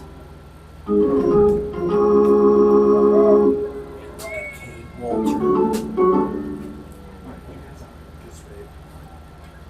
It's interesting with Hawaiian shirts, you want to match it up properly. The denim really works well, and then also that green does too. 3-1. It's a 5-pitch walk with 1 out. 2 base runners on. Duncan, number 20 with the potential to go long, is up. Andrew Duncan. Great chance to redeem himself. Duncan 0 for 2 with a pair of strikeouts tonight, so definitely hasn't had the best approach at the plate, especially his last strikeout when he chased one outside of the zone. But I'll kind of race that here if he comes through with a big hit.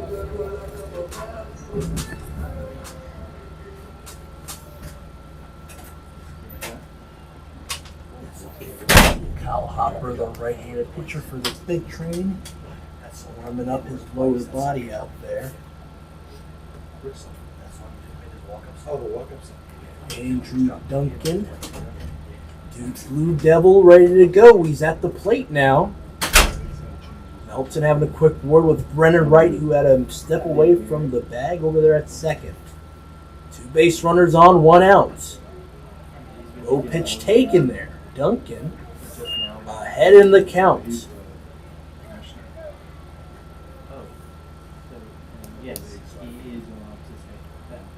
has a knack for swinging early on some offers. Strikeout against Ketchup in the first, and then Gagan in the third.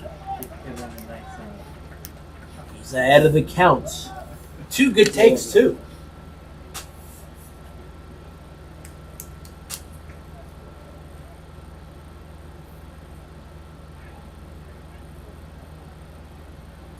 Starting to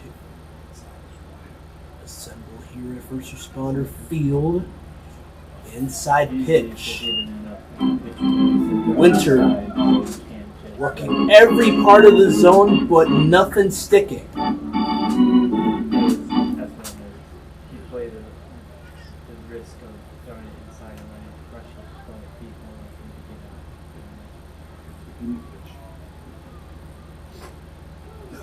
Called strike 1. That one goes lower half. I couldn't even look at Goose now. 3-1 the count, 1 out. It was a charity straight. Walter, as well as That's why I couldn't even look at it. Melton cheating away from their respective bags. A line drive that is playable and throwing over from his spot at left field to Johnson. 2 outs on a line drive from Duncan. Forget Max Waring, who had the line drive opposite side of the field and tested Malvazio in the corner. Yeah, imagine if he could do that again. This place would have rocked.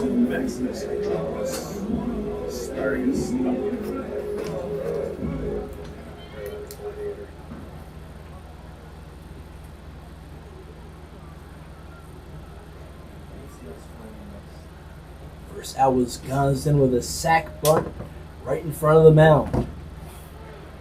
A take there from Max Waring. 0-1 the count for him, 2 outs. And again on deck is Hernandez working the side. He's been working on the bunts as well, Hernandez was, and it was successful to move up Waring all the way to third. It just happened to be the night that I was doing the music. That they Even count for Max now. Yeah. like, So Melvin Waring played collegiate ball for Norfolk State. Played in the mid to late 80s for the Baltimore Orioles. And he swings at the 1-1. Football team outside of the baseball field that we're doing camp on. Football players don't like every day. So they started trying to Scary. 1 ball, 2 strikes here for Waring. Winter in relief. We scored 2 runs. Lifted outside of the field of play. Foul ball. Still a 1-2 count. Andrew Winter in relief of Monahan. Both he and Gagan had 1 inning of work. Both of them strike out, 1 batter apiece. And I was looking Winter trying to do the same. And 2 base runners on. Who's down by 1 run, and they do here. Winter with a quick nod over to Gagan. Cropdusters still down by 1, but have a great quarter coming up in the 6th. We'll go to the top as the home team is down by 1. Echoes of your words crashing into me. Drown me in your lies, and there's no way to breathe. And my walls will keep you down. I am safe without the sound of you around. It's getting colder, and I'm the storm that's taking over.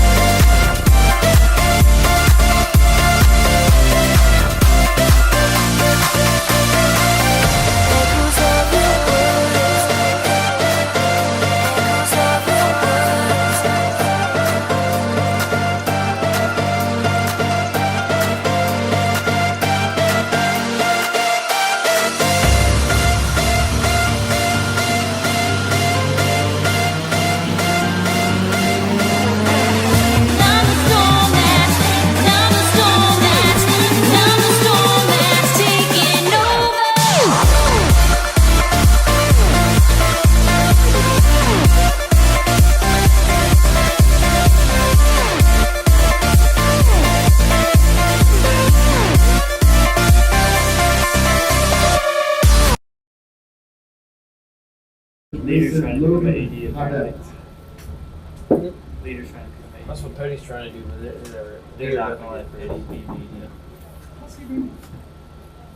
Back and Oh, ready he's not a for very the good action teacher, so maybe here we'll at at least Business get him. Water Field, sponsored by Circle. Not the high level math. Well, Sean I'm taking Hayden advanced algebra. coming up now in stuff like relief. Yeah, imagine him saying it last Ben time. Jones He's struck right. out He's 1 right. in Yeah. 2 innings, And he just teaches and that's going to be the first batter he's facing on the day. And it's driven all the way at left field, and it's over the wall. Panette with a solo shot, similar to Cal Johnson, who had it over to center. Tack on the 5th run of the day for the Bethesda Big Train.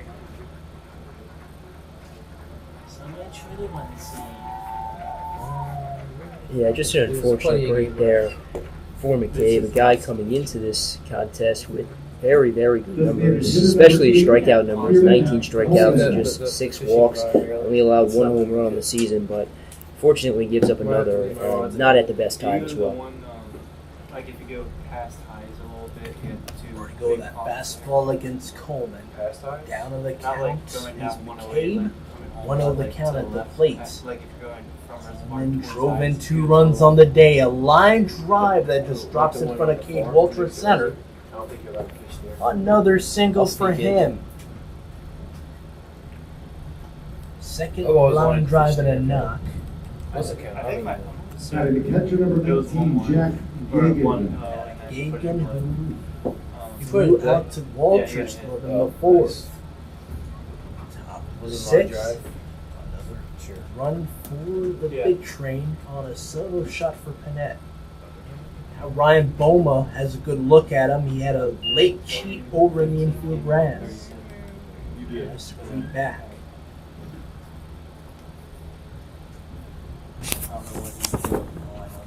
Moving back to his spot at second. One more time, showing the bats. Then he will pull it aside.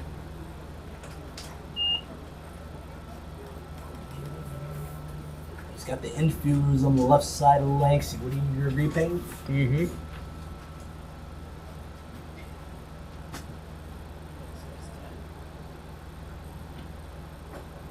Swing away.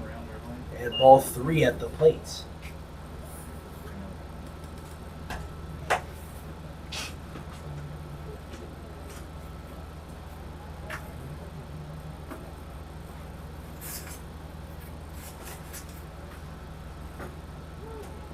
And this time it will help him out. McCabe out there.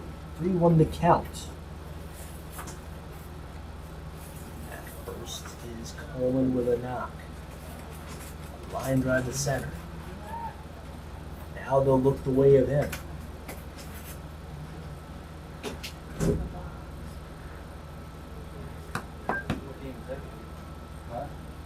Cropdusters able to get a successful pickoff against this particular base runner in Coleman. Over there, right field. It's caught over there by Scott. Sliding through. Both the umpires looked at each other and gave each other the. Gagan retired. Sorry. I guess it's an out. Not the result he was looking for. We go to the top of the order with Gramsty. Oh, what an amazing play. And from a guy that's traditionally a left fielder and have him out in right today, but doesn't matter, making the same impact. A great dive and grab.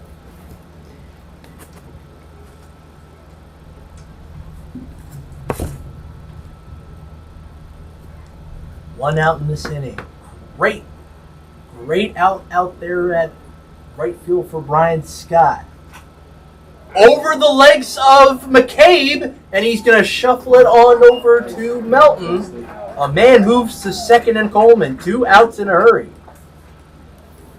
Now it's Brennan Wright who had an RBI and a knock in the fourth. He's back up there once more. Brennan Wright. He scored Coleman from second. It was a line drive up the middle. Great work for Wright in that previous inning. McCabe's got 2 outs so far. A fly out to go along with a grounder right near his shins. Breaking ball away from the glove of McNeil. Man will move up to third.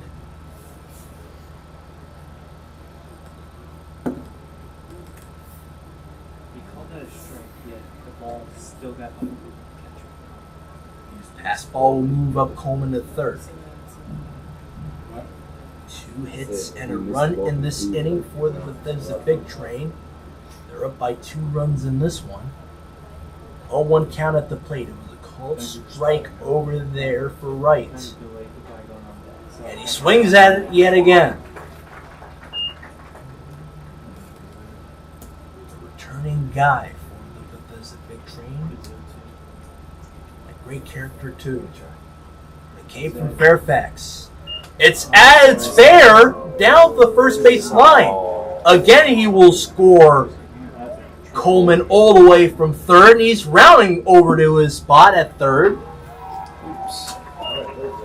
And they're up by 3 hearty runs. 6-3 is the score.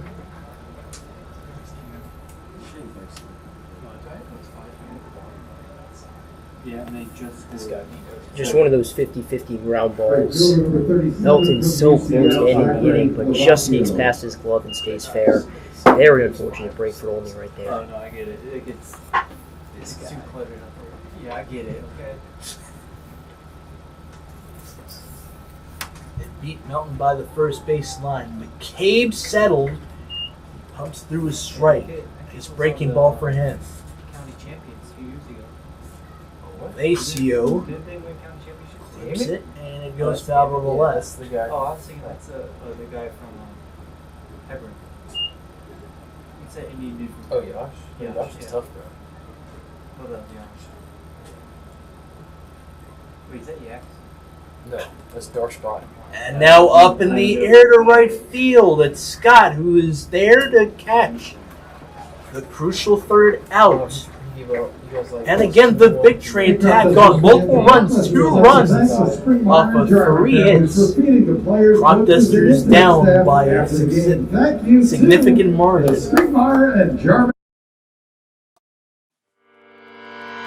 Echoes of your words crashing into me.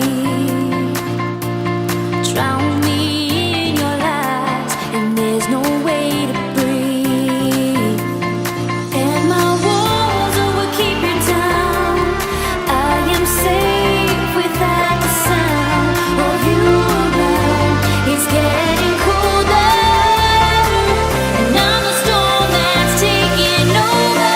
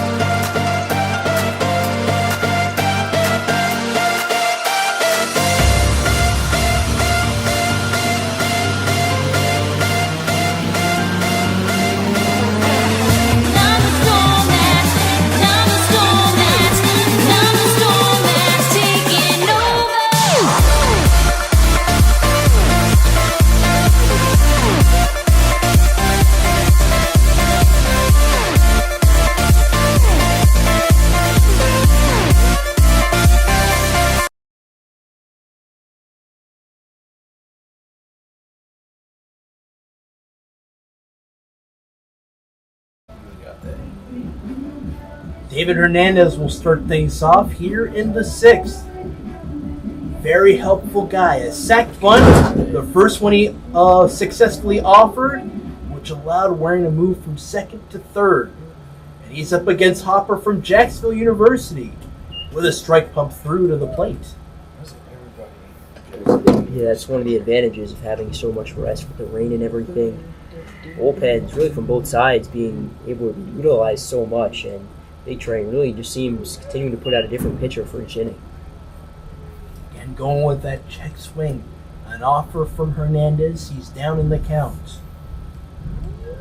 Very crucial game. Only a half game is just beneath these two teams. Called strike 3 again. Hernandez out. And it brings up McNeil.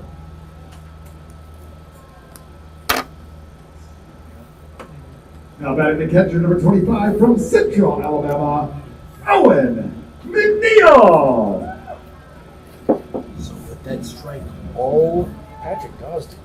5 pitchers we've seen today have struck out at least one batter. 2 for Ketchum and everybody else has 1. And a bullpen day for the Big Train. McNeil looks it outside. In the 7th spot in this lineup with Booma on deck trying to get himself composed and ready.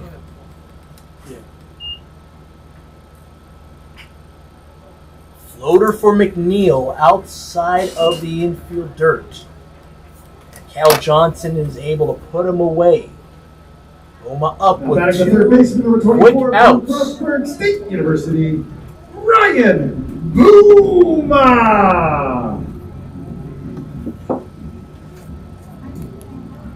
Here is Ryan Booma. He scored Waring from 3rd on a nice ground ball.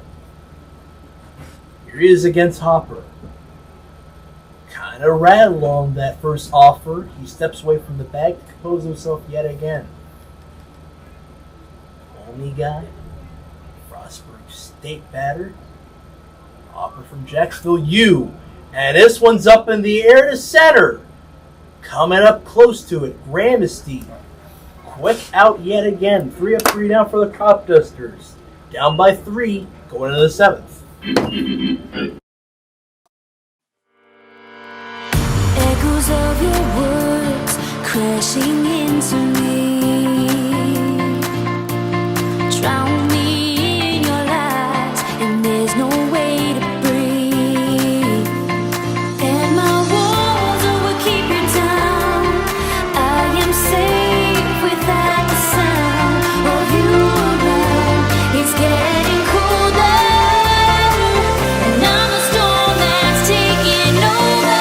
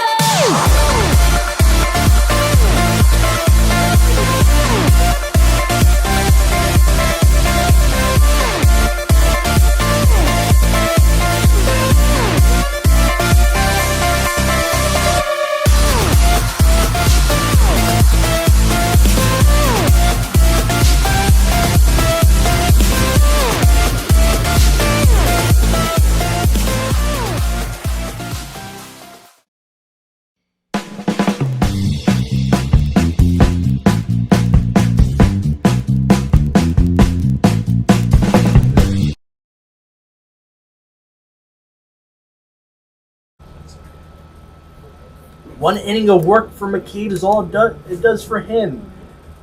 He gives way to Cal Rogers, who is, in his last 2 appearances, got the start, Peyton. Yeah, he's had a very strong season. 17 2/3 innings. The thing that stands out to me, that .85 whip. He's going up against Casey Carpenter, who's not been on base yet. Foul ball to go along with called strike at the plate. Yo, is this the mustache guy who's told me? To the count.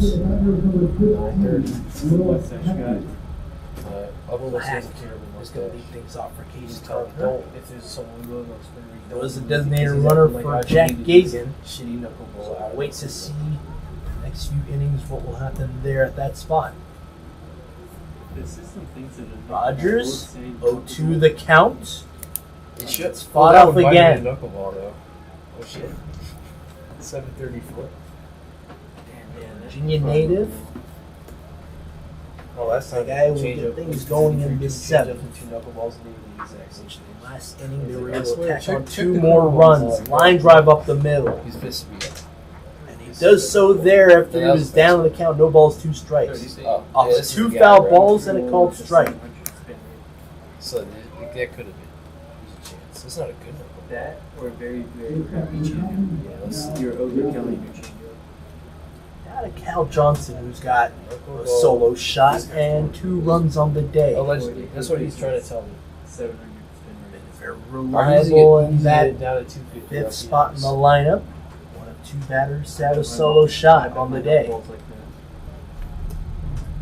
One time I threw a It's disgusting Johnson splitter. with a man and I at tried to first. workshop it The and 1-0 count. It was so gross though. That's the new Pitch frozen there by McNeil up Gross, to the too. side. Just retired, man. That will be I'm 2 not touching balls, baseball ever no again. Like strikes. men's league now. I might put Middle of the order. All three of them have been on base. It's him, Fiscolo, and Panett.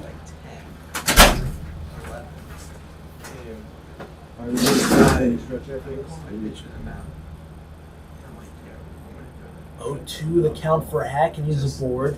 And now with 2-0 counts, and back to the bag at first, standing is Hack. Wait on that 2-0 for a moment. Clifton, PA native. A reliable hand in a relief spot for McCabe. There were 3 to get. Here he comes, rolling through a fastball in that lower spot. And we were cruising through a game. I went into close, and we were winning. So then, I was like, all right, let's break Defensive it up. swing, it's over to Gosden, who turns one and not the other, but they're able to get the crucial out on Hack. I guess we'll start counting as a knuckleball just to be nice. Put out You know, I at got a guy second. who's doing the counts, and like, you know, Johnson pick up is the ball, safe. Throw it, it bounces in. Next pitch, get the kicker ground out. That's how they gave it. Yeah, and even though they can't turn 2 there, great job by Rogers to put one on the ground. At least give the defense an opportunity to turn 2. I'm like, it bounced. We're good. Now to Ryan Fiscolo, who has a pair of singles in the second and fourth. His son's my age. DL. And a man will move up to second, but they have a tag. Great work from Gosden as it was over to him. Didn't touch the bag, but he slid and had his hand before the guy can get there. It was almost like that World Baseball. 2 outs in a hurry. And a helpful work in the infield. Ben Jones Why do I have... is going up against Fiscolo. And a great job from McNeil to place that throw so perfectly right in front of the bag at second. So right when the ball hits the glove, it's going to hit Johnson. Perfect placement. Okay, I want one. Yep. Infielders doing your help, helping you out. Why not the pitcher? Pitcher's up ahead of the count. Fastball early. And he tried it again. It goes outside. No one's throwing 80 mile an hour knuckleball there. I already did keep it, but that's already dicky. I'm thinking that's a bad changeup. Yeah. And he got him to swing after that one. 2-2 the count.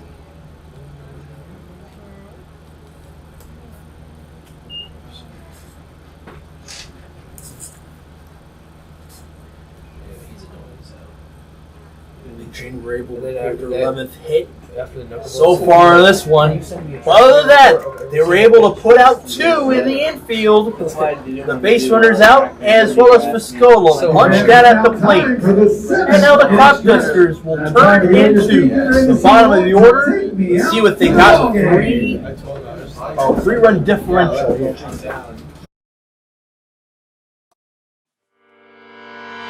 Echoes of your words crashing into me. Drown me in your lies, and there's no way to breathe.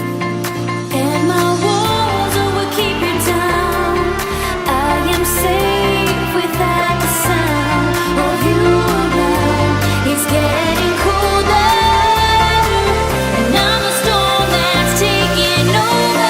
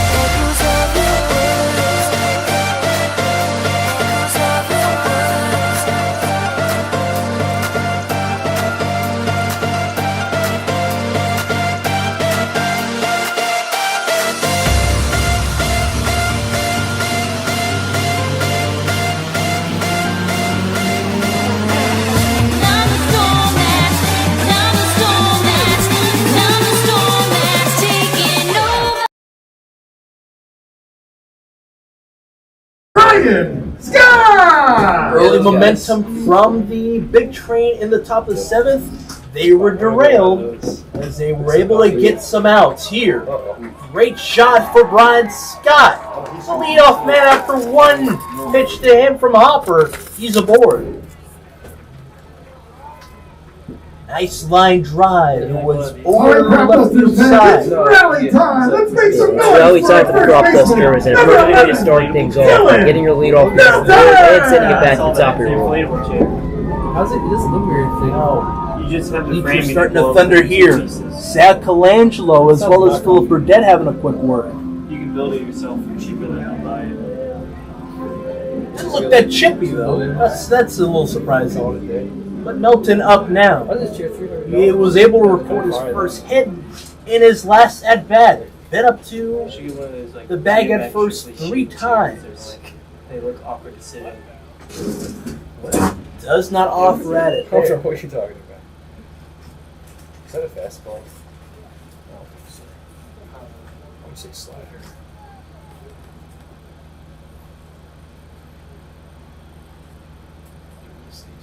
No out so far. The leadoff guy had a line drive, and that one is over that same side, but over to the glove of Piscolo. 1 out with Milton after 2 offers.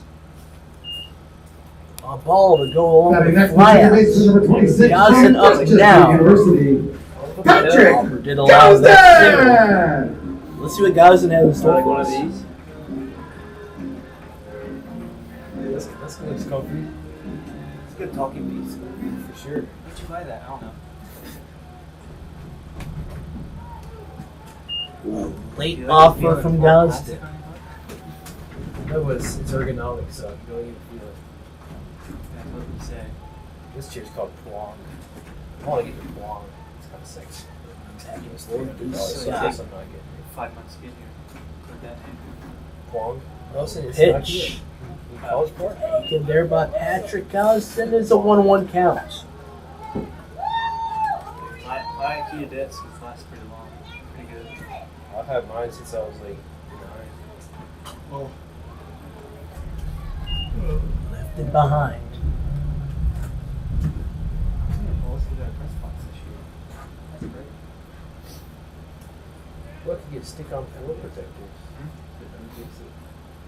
No, it's more of a little cool thing that Strike to go on with the foul ball for Gosden. It's a 1-2 count for him.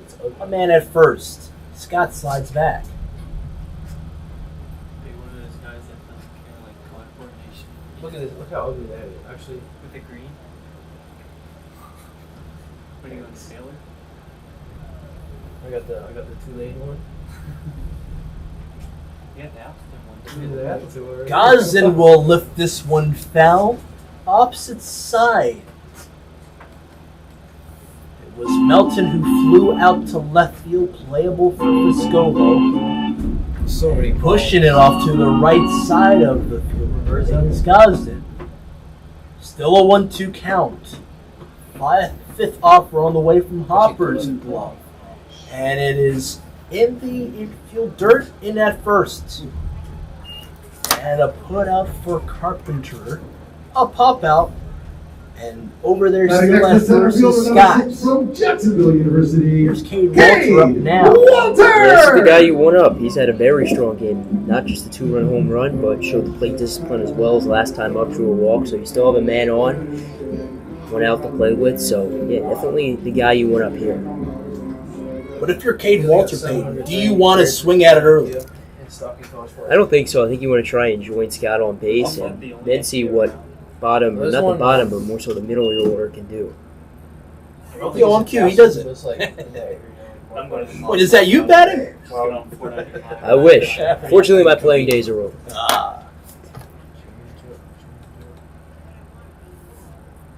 1-0 count for Walters. Will swing and miss on that low pitch from Hopper. He's got a strikeout, and the first batter he's facing Hernandez in the previous inning. Scott hopping up slowly. Walter off the side of the bat. All in a bed. 1-2 count for him. Jacksonville Dolphin up against Hopper. Crowd's getting restless here. They're shaking the bleachers here. Are we about to fall over? Oh my goodness. That looks not comfortable. Big stuff. Scott moves up, and pitch was low for Walter at the plate. 2-2 the count. Fan of the game, talking back then. Didn't notice. What up? Scott's aboard at second. $150 pawn. One pitch, and a line drive and a single for him. Walter again fights it off.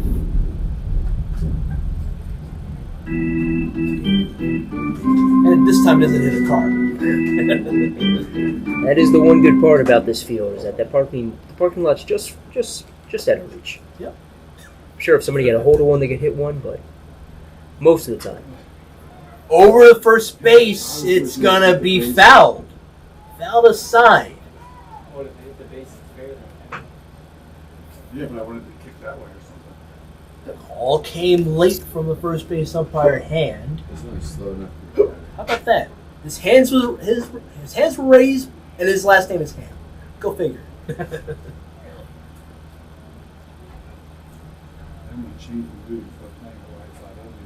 Oh, I gotta send this pawn to And again, we'll redo the 2-2. It's Cade Walter. 4 times he's fought it off. At second is Scott. And up in the air over there at the warning track. Is it off the wall again? Yes, it is! Another 2-run shot. They cut the lead by 1.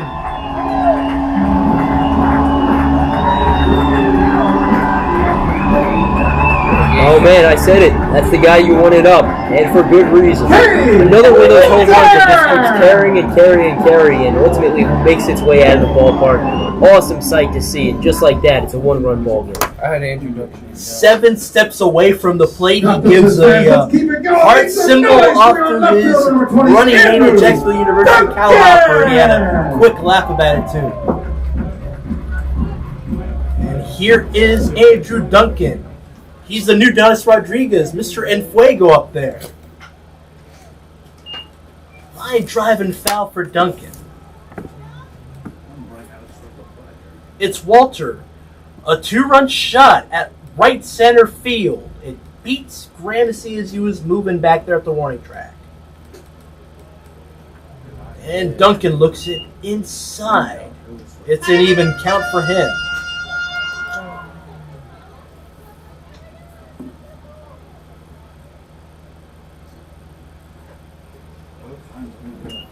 Upstairs it goes. It's Hopper who was allowed a hit That one I thought was good. and a 2-run shot. In it now against Duncan. 2-1 the count. Lifted once again for Duncan here. 2-2 the count.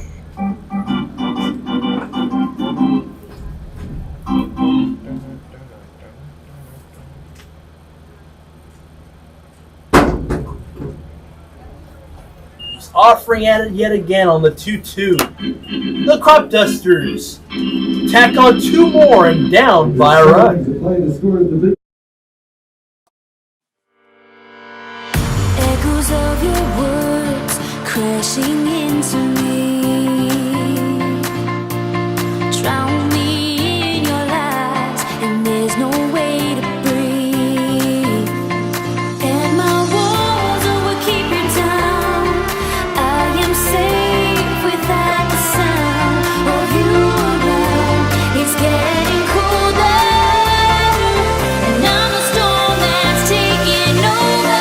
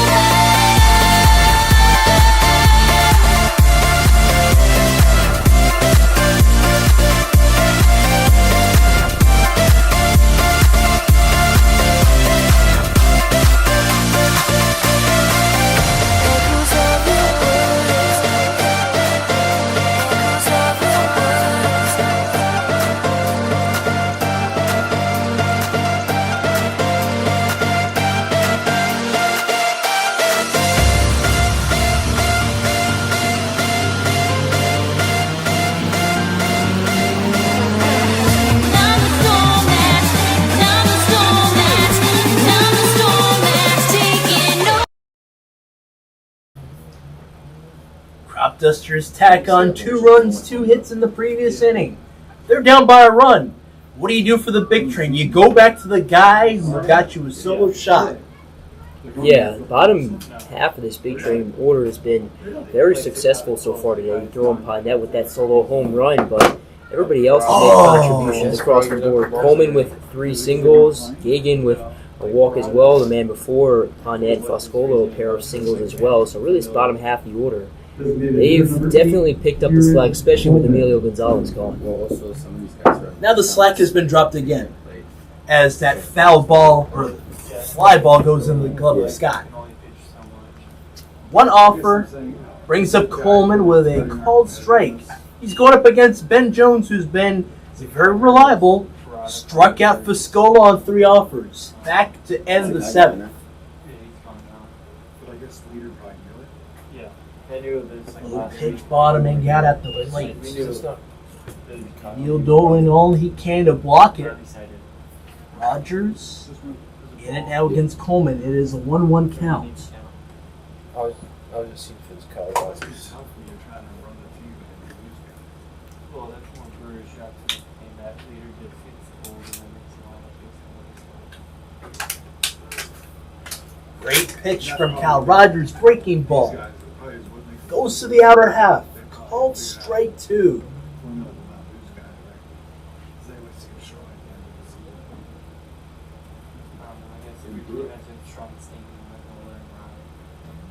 Pitch that time. Another good block for McNeil. All right, having a quick word with Philip Burdett.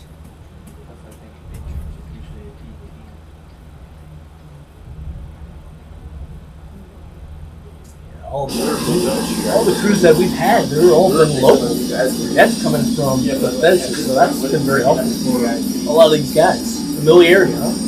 Yeah, a lot of the players choose to stay local, have a bunch of Olney guys on this team, guys that grew up playing in OBGC, but even goes to the umpires and the coaches as well.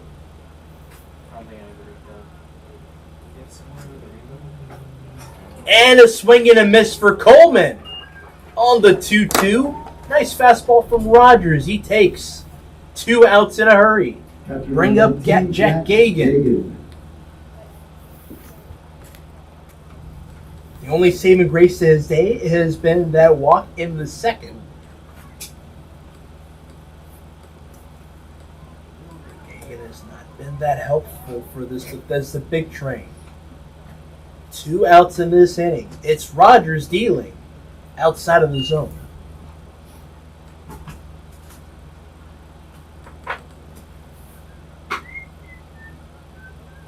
Was able to strike out 2 batters. Just end the 7th in Foscolo. This one up in the air and foul for Gagan after he gets on at the plate after Coleman struck out on the 2-2 offer.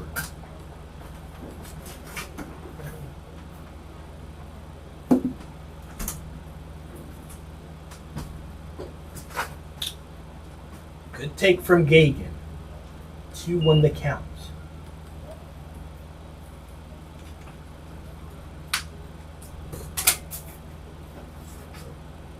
Another low pitch. Kyle Rogers from Clifton. Jack Gagan from Virginia.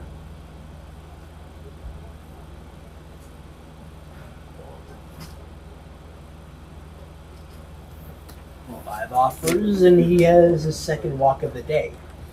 One in the 2nd, and then put out twice. So now we go to the top of the order with Gramsty. Outside of that double, he hasn't done much. Yeah, started off the game hot, but then was hit by a pitch, a fly out and a ground out to his line as well. So yeah, started off hot, but hasn't exactly kept it that way.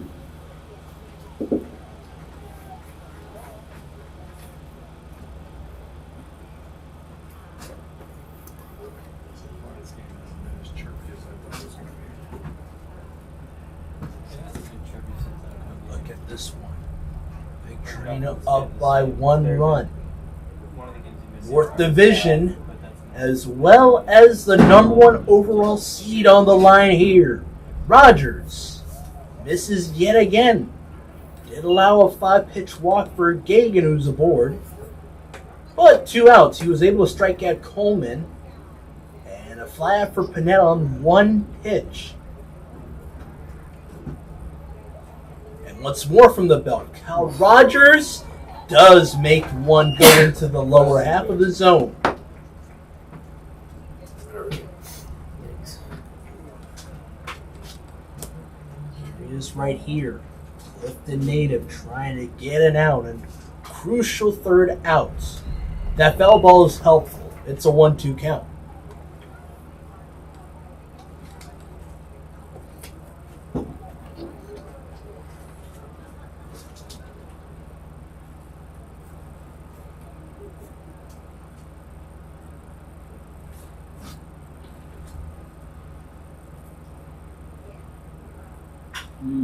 And up in the air over there at left, right center.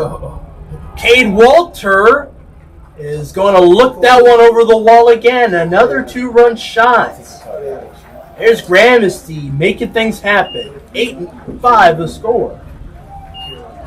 Yeah, that's kind of been the story of the game. Every time the Cropdusters strike, it seems like the big train strike right back. And that's the case right there. And what was once a 1-run game, now a 3-run contest. No base runners on with that 2-run shot. It's Brennan Wright again. Scored Coleman in the 6th. Out to the 8th. Well, hit of the day for the big train. Gramsty sends it out of the ballpark. Against Cal Rogers. Who's been testing the lower part of the zone on that last at bat. Now he goes up high, 1-0 the count. Back to him on the 1-0. And he's just going to flip it on over to Melton at first. So the 2-run shot makes this a 3-run game yet again in the middle of the 8th. Echoes of your words crashing into me. Drown me in your lies, and there's no way to breathe. And my walls will keep you down. I am safe without the sound of you around. It's getting colder, and I'm the storm that's taking over.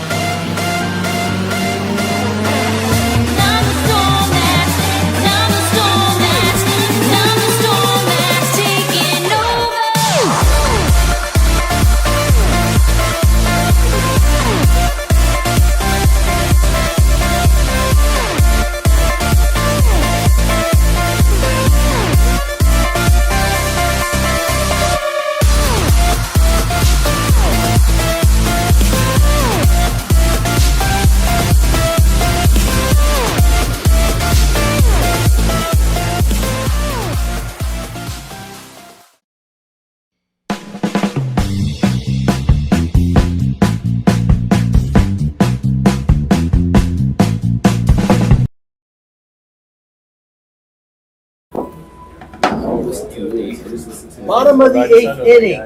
You start off with the 5th spot in the lineup, Max Waring, who's got a double and a run. Looking for a spark.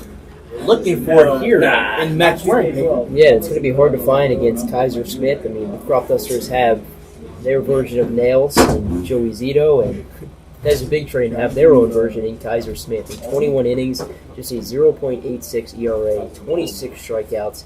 He's been tremendous out of the bullpen. In a good spot against Max Waring. No take for him on that initial offer. Broken bat and 2 Brennan Wright.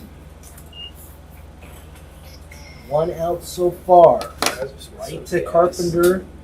Brings up David Hernandez. Number 8 from the One out so University far of in New the 8th. Mexico, David Hernandez.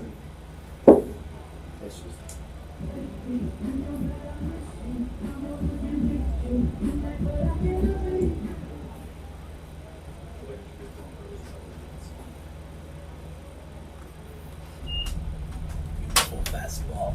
It just goes downstairs against Hernandez.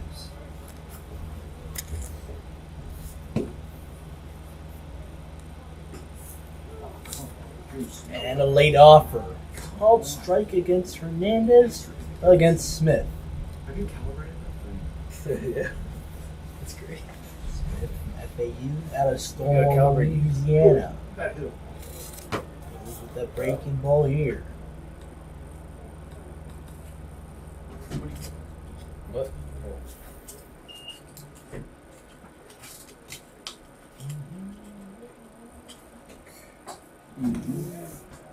And a wave and a miss on the 2-1.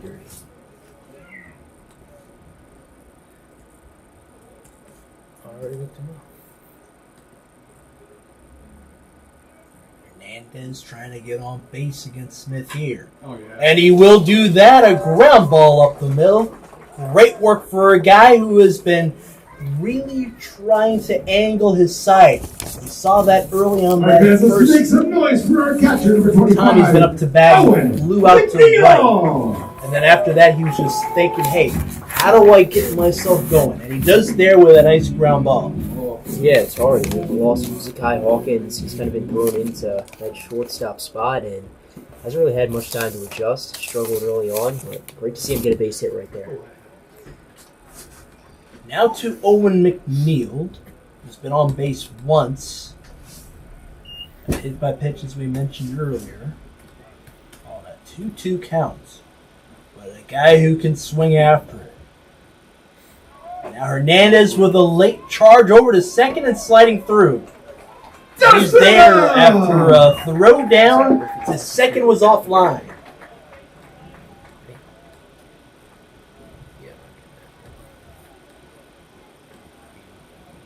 And now Hernandez collecting dirt. Nice jersey. I thought you should put that aside. Yeah, these are definitely going to have to go through the wash once, maybe twice. Twice, yeah. McNeil with a 2-0 count.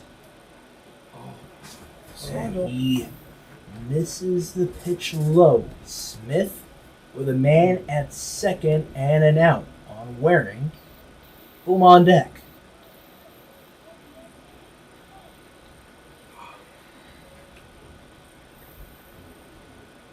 Second baseman angling away from the bag at second. Off the tip of the glove of the catcher, Jack Gagan. His brother Bradley got to pitch in the third inning. Got a strike, allowed the 2-run shot for Walter. One of the 2, I might add, too. But a pass ball will allow Hernandez to move to third. Stolen base going on with a pass ball. Jack Gagan having a court early.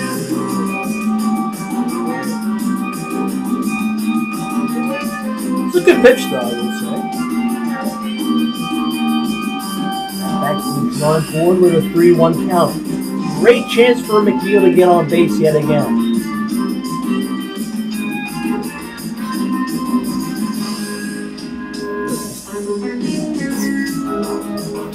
Like that. 18-inch laptop. Or just kidding. Okay. Did you get an 18-inch laptop? And McNeil will line this one down the left field side. Scoring with ease from third is Hernandez. 2 successful hits after 1 out brings up Boma. Let's keep it going, Cropdusters. And the Cropdusters continuing with that small ball approach. Walter does have the 2-run home run. He's done that twice, but outside of that, just a lot of small ball being played by these Cropdusters. Ryan Boma had scored a run in Waring in the 4th. It's his time to shine. With a pop-up to second, it's Brennan Wright over there. Second out, though, brings up Brian Scott, who was very crucial in that 2-run 2-hit inning in the previous spot. And here he is again.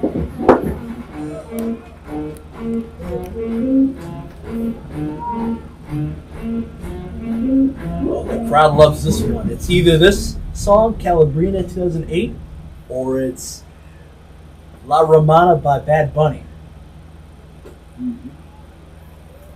Low pitch taken by Scott. Kaiser Smith, as you mentioned before, great closer for this team.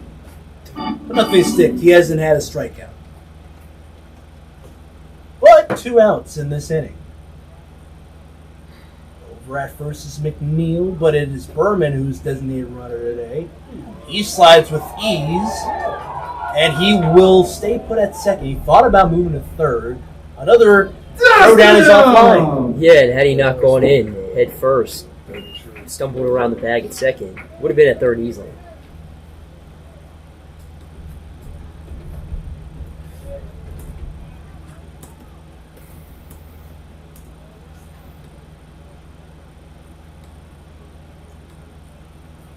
I should have played it.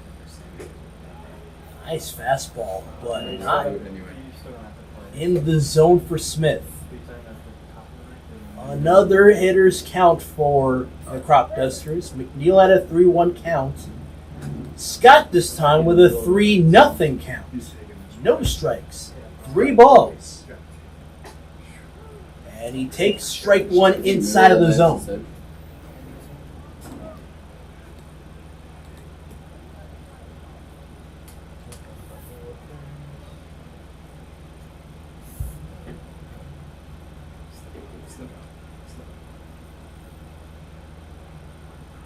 Now the 3-1 from Smith.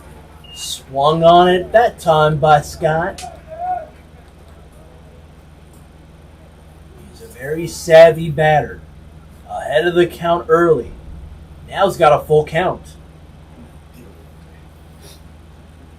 Dangerous spot though too. 2 outs. Remember that.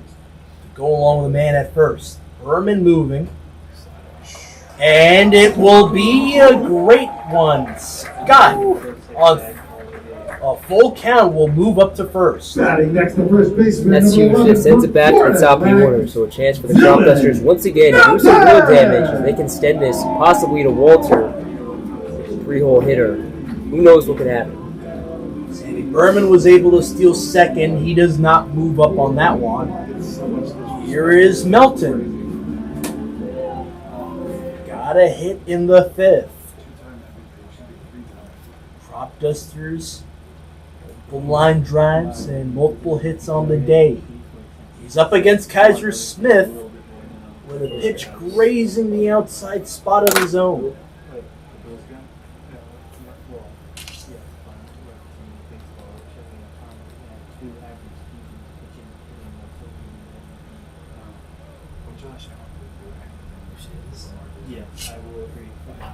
Melton sends this one foul. Kind of leaned into the 1-0 offer. You don't even know. I can lift your hands back. It's more Melton engaged. Kaiser Smith has allowed 2 hits and a run in this inning. Sends it, and it was going to that lower spot of the zone. But off the bat of Melton, 1-2 the count for him. 2 men on, 2 out in this inning. James Cook and Josh Allen. That's our whole team.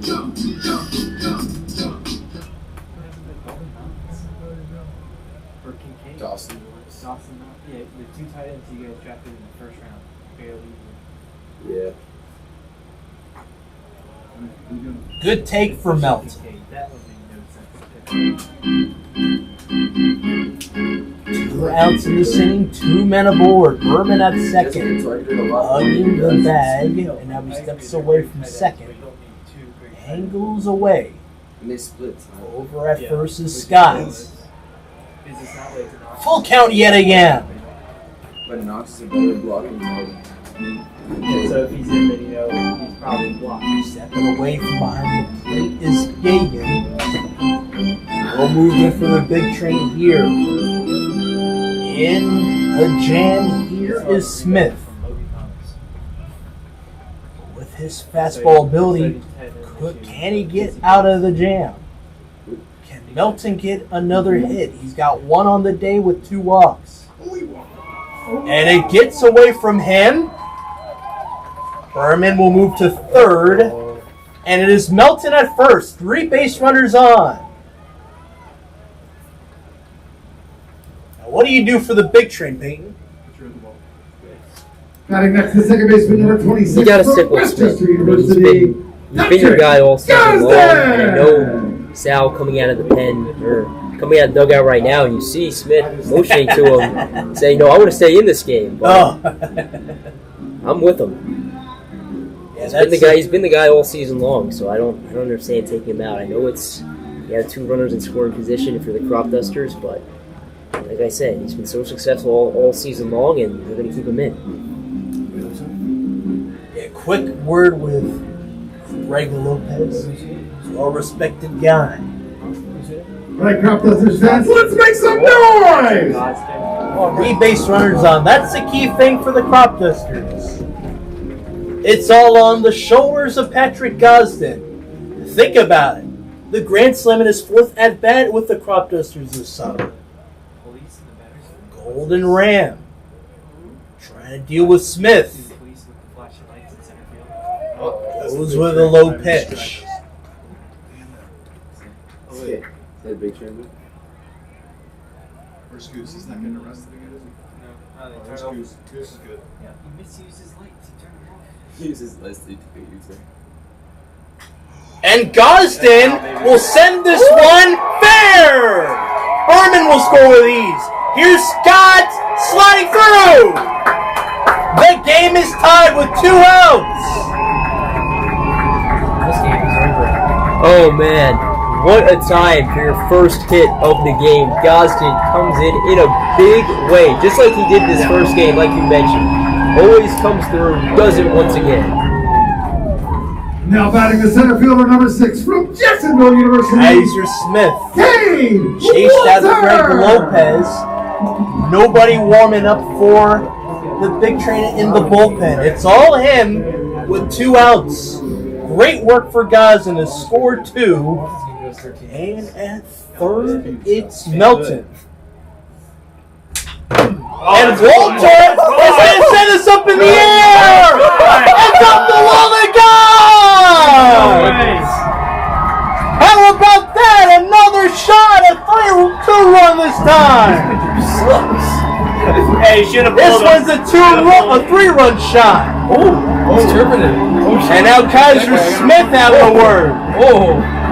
And you're out of here, Kaiser Smith. You're out of here. Hey, Walter! That guy's already got tape. He's so low. Everybody needs to back up here. Sal Colangelo has a quick word with Smith. And this is a guy that you got to think about, Peyton. In that 5-6 postponed game, he got up there. Adam Leader had a choice words about it, and the lights turned off. And now he's the guy who's been thrown out as he was chirping at Cade Walter. Now that he's gone, you're going to have a guy move out to the bullpen and get some warm-up shots in. You're out of the game, Kaiser Smith. In a hurry. You got to be smart. You got to be smart there because I understand tensions are rising. Words flare and exchange and all that, but you have to understand that this is a winner-take-all game. If you do something like that, you run the risk of getting ejected. It throws off your entire game plan. Somebody who has to come in out of the pen, everything kind of shifts. So I understand he's competitive. He wants to stick up for Sal and his entire big train squad. But you just got to know better than that. You got to be aware of the situation. He just doesn't do that right there, and it costs him big time. I can turn your music down for you when you're announcing.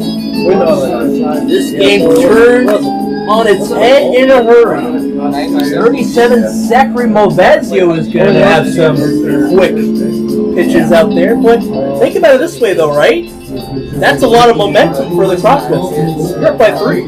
Yeah, I just kept thinking back to the second game of the season's home opener, right? The Cropdusters found themselves in a big hole, 7-2 if I remember correctly. And all of a sudden, they just scored 11 unanswered runs to take the first game against the Big Train. I'm thinking, maybe this is when it happens again, and that's exactly what happens.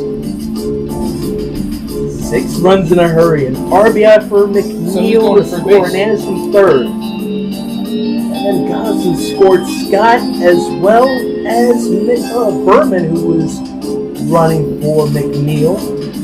And then Milton was at third and Gosson at first. A 3-run shot for Walter. Somewhat. Still some warm-up pitches for Movazio in a tough spot. But it's like two sides of a coin. A tough spot with 2 outs. So something's got to give.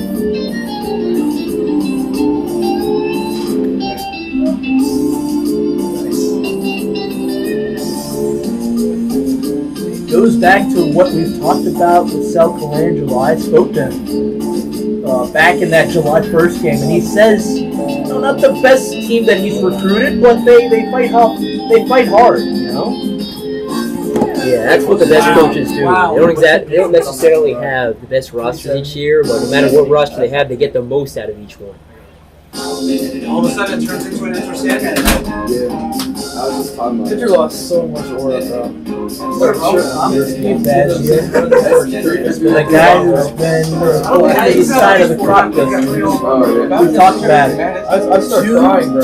Shots in that first game in July, then the July 3rd game. After they just pimped the ball. On the day so far batting, he has done a little bit of damage. I just get all the respect.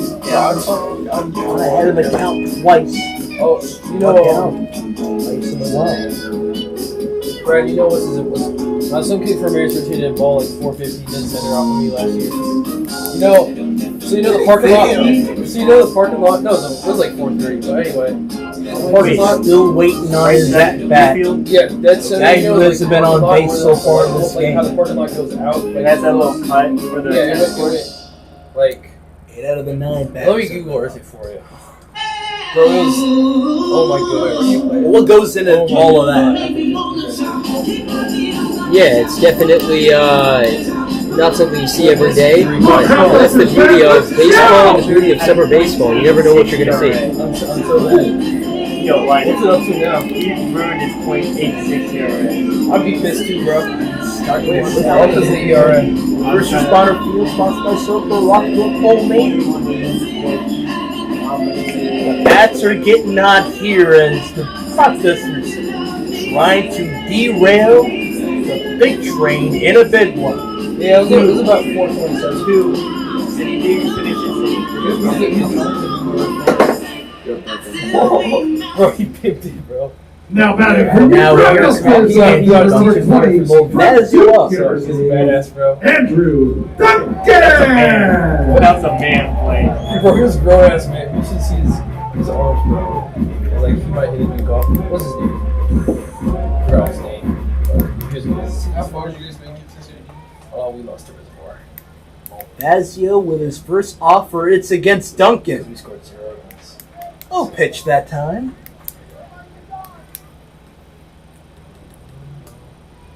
Lost to Sherwood last year. And this one hugs the low half. We basically traded. Duncan with a 1-1 count. Yeah, we were last year. We were losing 3-2 short, and then I came out and it was immediately 7-2. It's so sad. And now to the 1-1 from Movazio. Not connecting that time with Jack Gagan. From Hagerstown. in a tough spot, too. We can't underscore that too much. Yeah, I mean, just throw it right into the fire. Can't put it any other way. Big fat dude. He wasn't super fat, but he just like, he was husky. Yeah. 2-1, called strike low. His .86 ERA is now up to 3.23. Damn. After 2 outs. Here's the 2-2. Down in the dirt. Count runs full for Duncan. A great look for a guy who's trying to get on base. Squirming. Very close to the plate, too. He's aboard. The monkey's off the back for Duncan. He's aboard with that full count walk. Number 37 for Rutgers And 2 outs still. Yeah, way to handle the situation, right? It's, vibes they couldn't be any higher here at Olney, but he composes himself. 0 for 4 so far, but He was hitting, bro.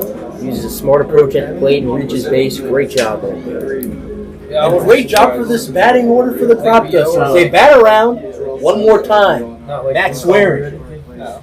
A line drive, sliding double. It would look very awkward, though, as he looks at skyward and behind the grandstand. Game's flipped on over its head. RBI and a knock from McNeil to score Hernandez in third.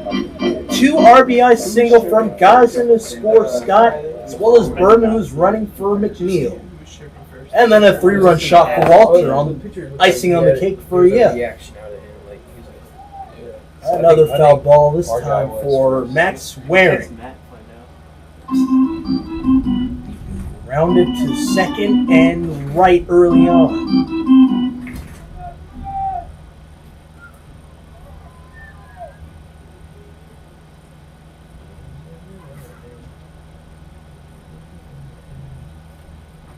And Waring goes after it in the middle side of the zone. What a great inning for the Cropdusters. You attacked on 6 runs, and you're up by a hearty 3. The score is the Big Train 8. Echoes of your words crashing into me. Drown me in your lies, and there's no way to breathe. And my walls will keep you down. I am safe without the sound of you around. It's getting colder, and I'm a storm that's taking over. And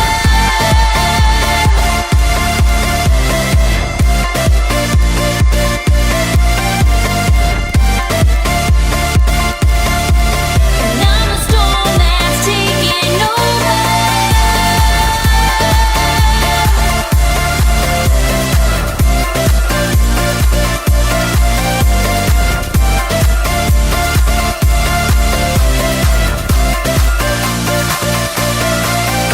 Echoes of your words. Echoes of your words.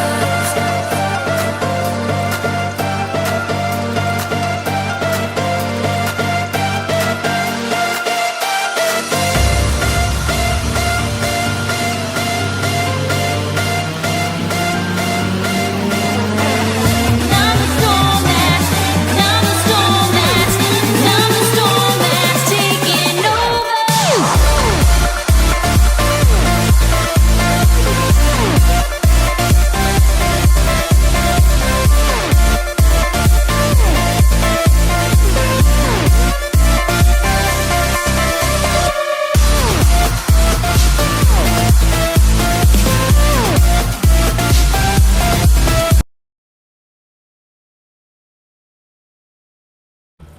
Now batting for the Big Train, the right fielder number 37 from UCF, Zachary. The game's been flipped on its head.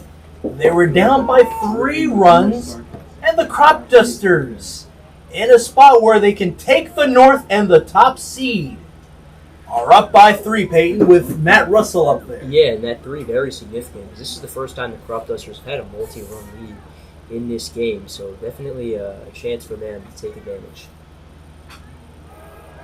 We'll start off with Movazio in a tough spot. Was able to strike out that last batter in Max Waring.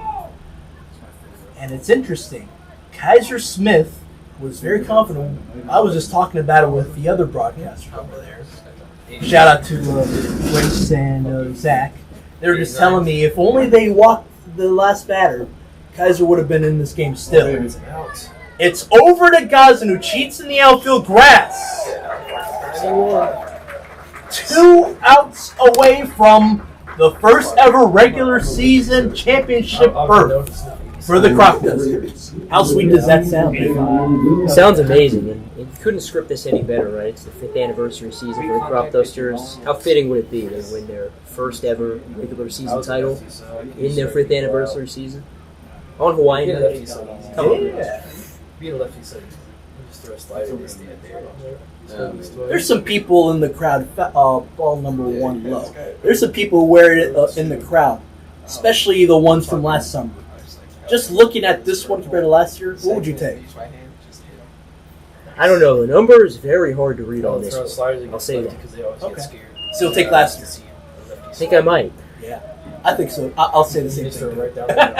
But still good, though. Still a great combination. Our team, our board, our front office, they do an amazing job with these jerseys. Couple of low pitches. With 1 out so far, it is Will Hack hitting for Casey Carpenter. Carpenter did not have a hit, but Hack did in the 7th. A single, and then put out at second. Great pitch from Matt Russell there. Fulton native, Reservoir High School alumnus. Why'd you go? Wait, is that Jim Cannon Stadium? I wonder why. They used to play at Bland Air. That one will be lifted to the side, a full count. Yeah, they played Joe Camp, but they in like 14 goals. Matt Russell was down on the count. Now finds himself in a full count situation. Called strike to go along with a foul ball. What do you do here with 1 out and nobody on? You go with a fastball. And this one will knuckle to the glove of Melton. 1 more out. And the Cropdusters are up by 3. Going up now against Johnson, who's usually in the 2 spot. Yeah, a really strong start out of the pen from Russell, inducing some very, very weak contact, and that's really what you want out of the bullpen. Crowd is on their feet. First responder field sponsored by Circle Rockville Olney. A buzz with a swing and a miss. I'll strike 1. And Peyton's standing up for this one too. Hey, it's not like I've been standing up for the game. And he goes after the 0-1 offer. He's gonna play it again. The crowd loves it. The dugout's juice. Infielders not really moving up for this one. Oh, and a pitch goes inside. Swipe the inside of the zone does Russell. 1-2 the count. Why is the Tiger again?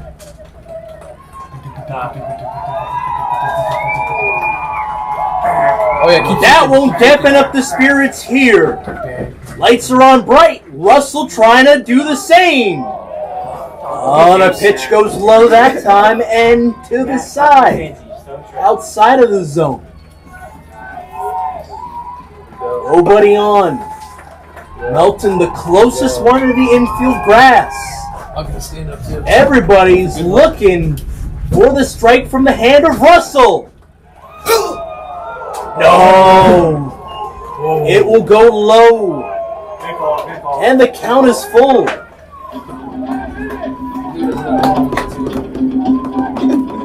Matt just has to get someone on for his 1.0. One more time.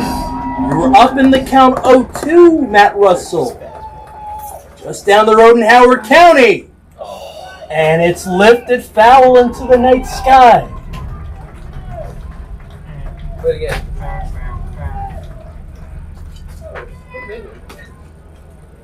don't know what the point is. All the opportunity in the world for Matt Russell. It's his chance to retire Johnson. A grounder to second for Movazio, and then a line out for Hack. Sets up the 3-2. And a walk. Hold on just a moment. But everybody's still standing up for this one. Foscolo is up now with a pair of singles, and then struck out after 3 offers in the 7th. And that was against Cal Rogers.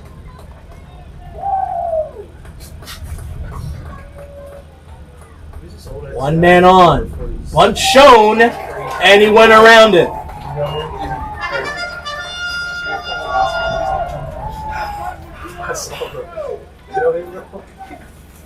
Ahead of the count yet again is Russell. And he goes fishing for the 0-1. How's it going from all you? Maybe that's the first one. Cropdusters are just this close to becoming the North Division champions of the year. And it's up to him against Foscolo. It's a drop third strike, and he's moving to first. And the Cropdusters are regular season champions, and they take the North. 11-8 is the score. Congratulations, Olney. Finish it off, Peyton. Oh man, what a team, what an atmosphere, what a season. This Cropdusters team, they've shown no quit throughout the entirety of this 40-game campaign, and it continues once again into the finale, right? Find themselves down by a number of runs, and what do? Put up 6 in the bottom of the 8th to go in front and take this one, not just this game, the North Division, like you said, but also, most importantly, the regular season title. Your Cropdusters, the #1 seed. I'm excited. I know you're excited. Yes. This postseason is going to be fun. It'll be fun, but we'll see how the South shakes out here, because you've got the Braves in that 4th spot for now, but the caveat, the Cropdusters are the #1 seed, and they'll play here Saturday at 6. Aren't you excited for that one? I cannot wait. Marked on my calendar for sure. Not just because I have to work. But the drive is a different story for another time. Yes, it is. But we'll take this one. The final score, 11-8. Winning pitcher on the day, given to Cal Rogers, and the losing pitcher, Kaiser Smith. Allowed that 3-run shot, and then had some words for Cade Walter, and you're ejected. So, dampers for him, and we will get out of this one. So, for Peyton Yass, my name is Ali. Thanks for tuning in. We'll see you Saturday. We'll be the 1 seed taking on the 4th seed in the semifinals.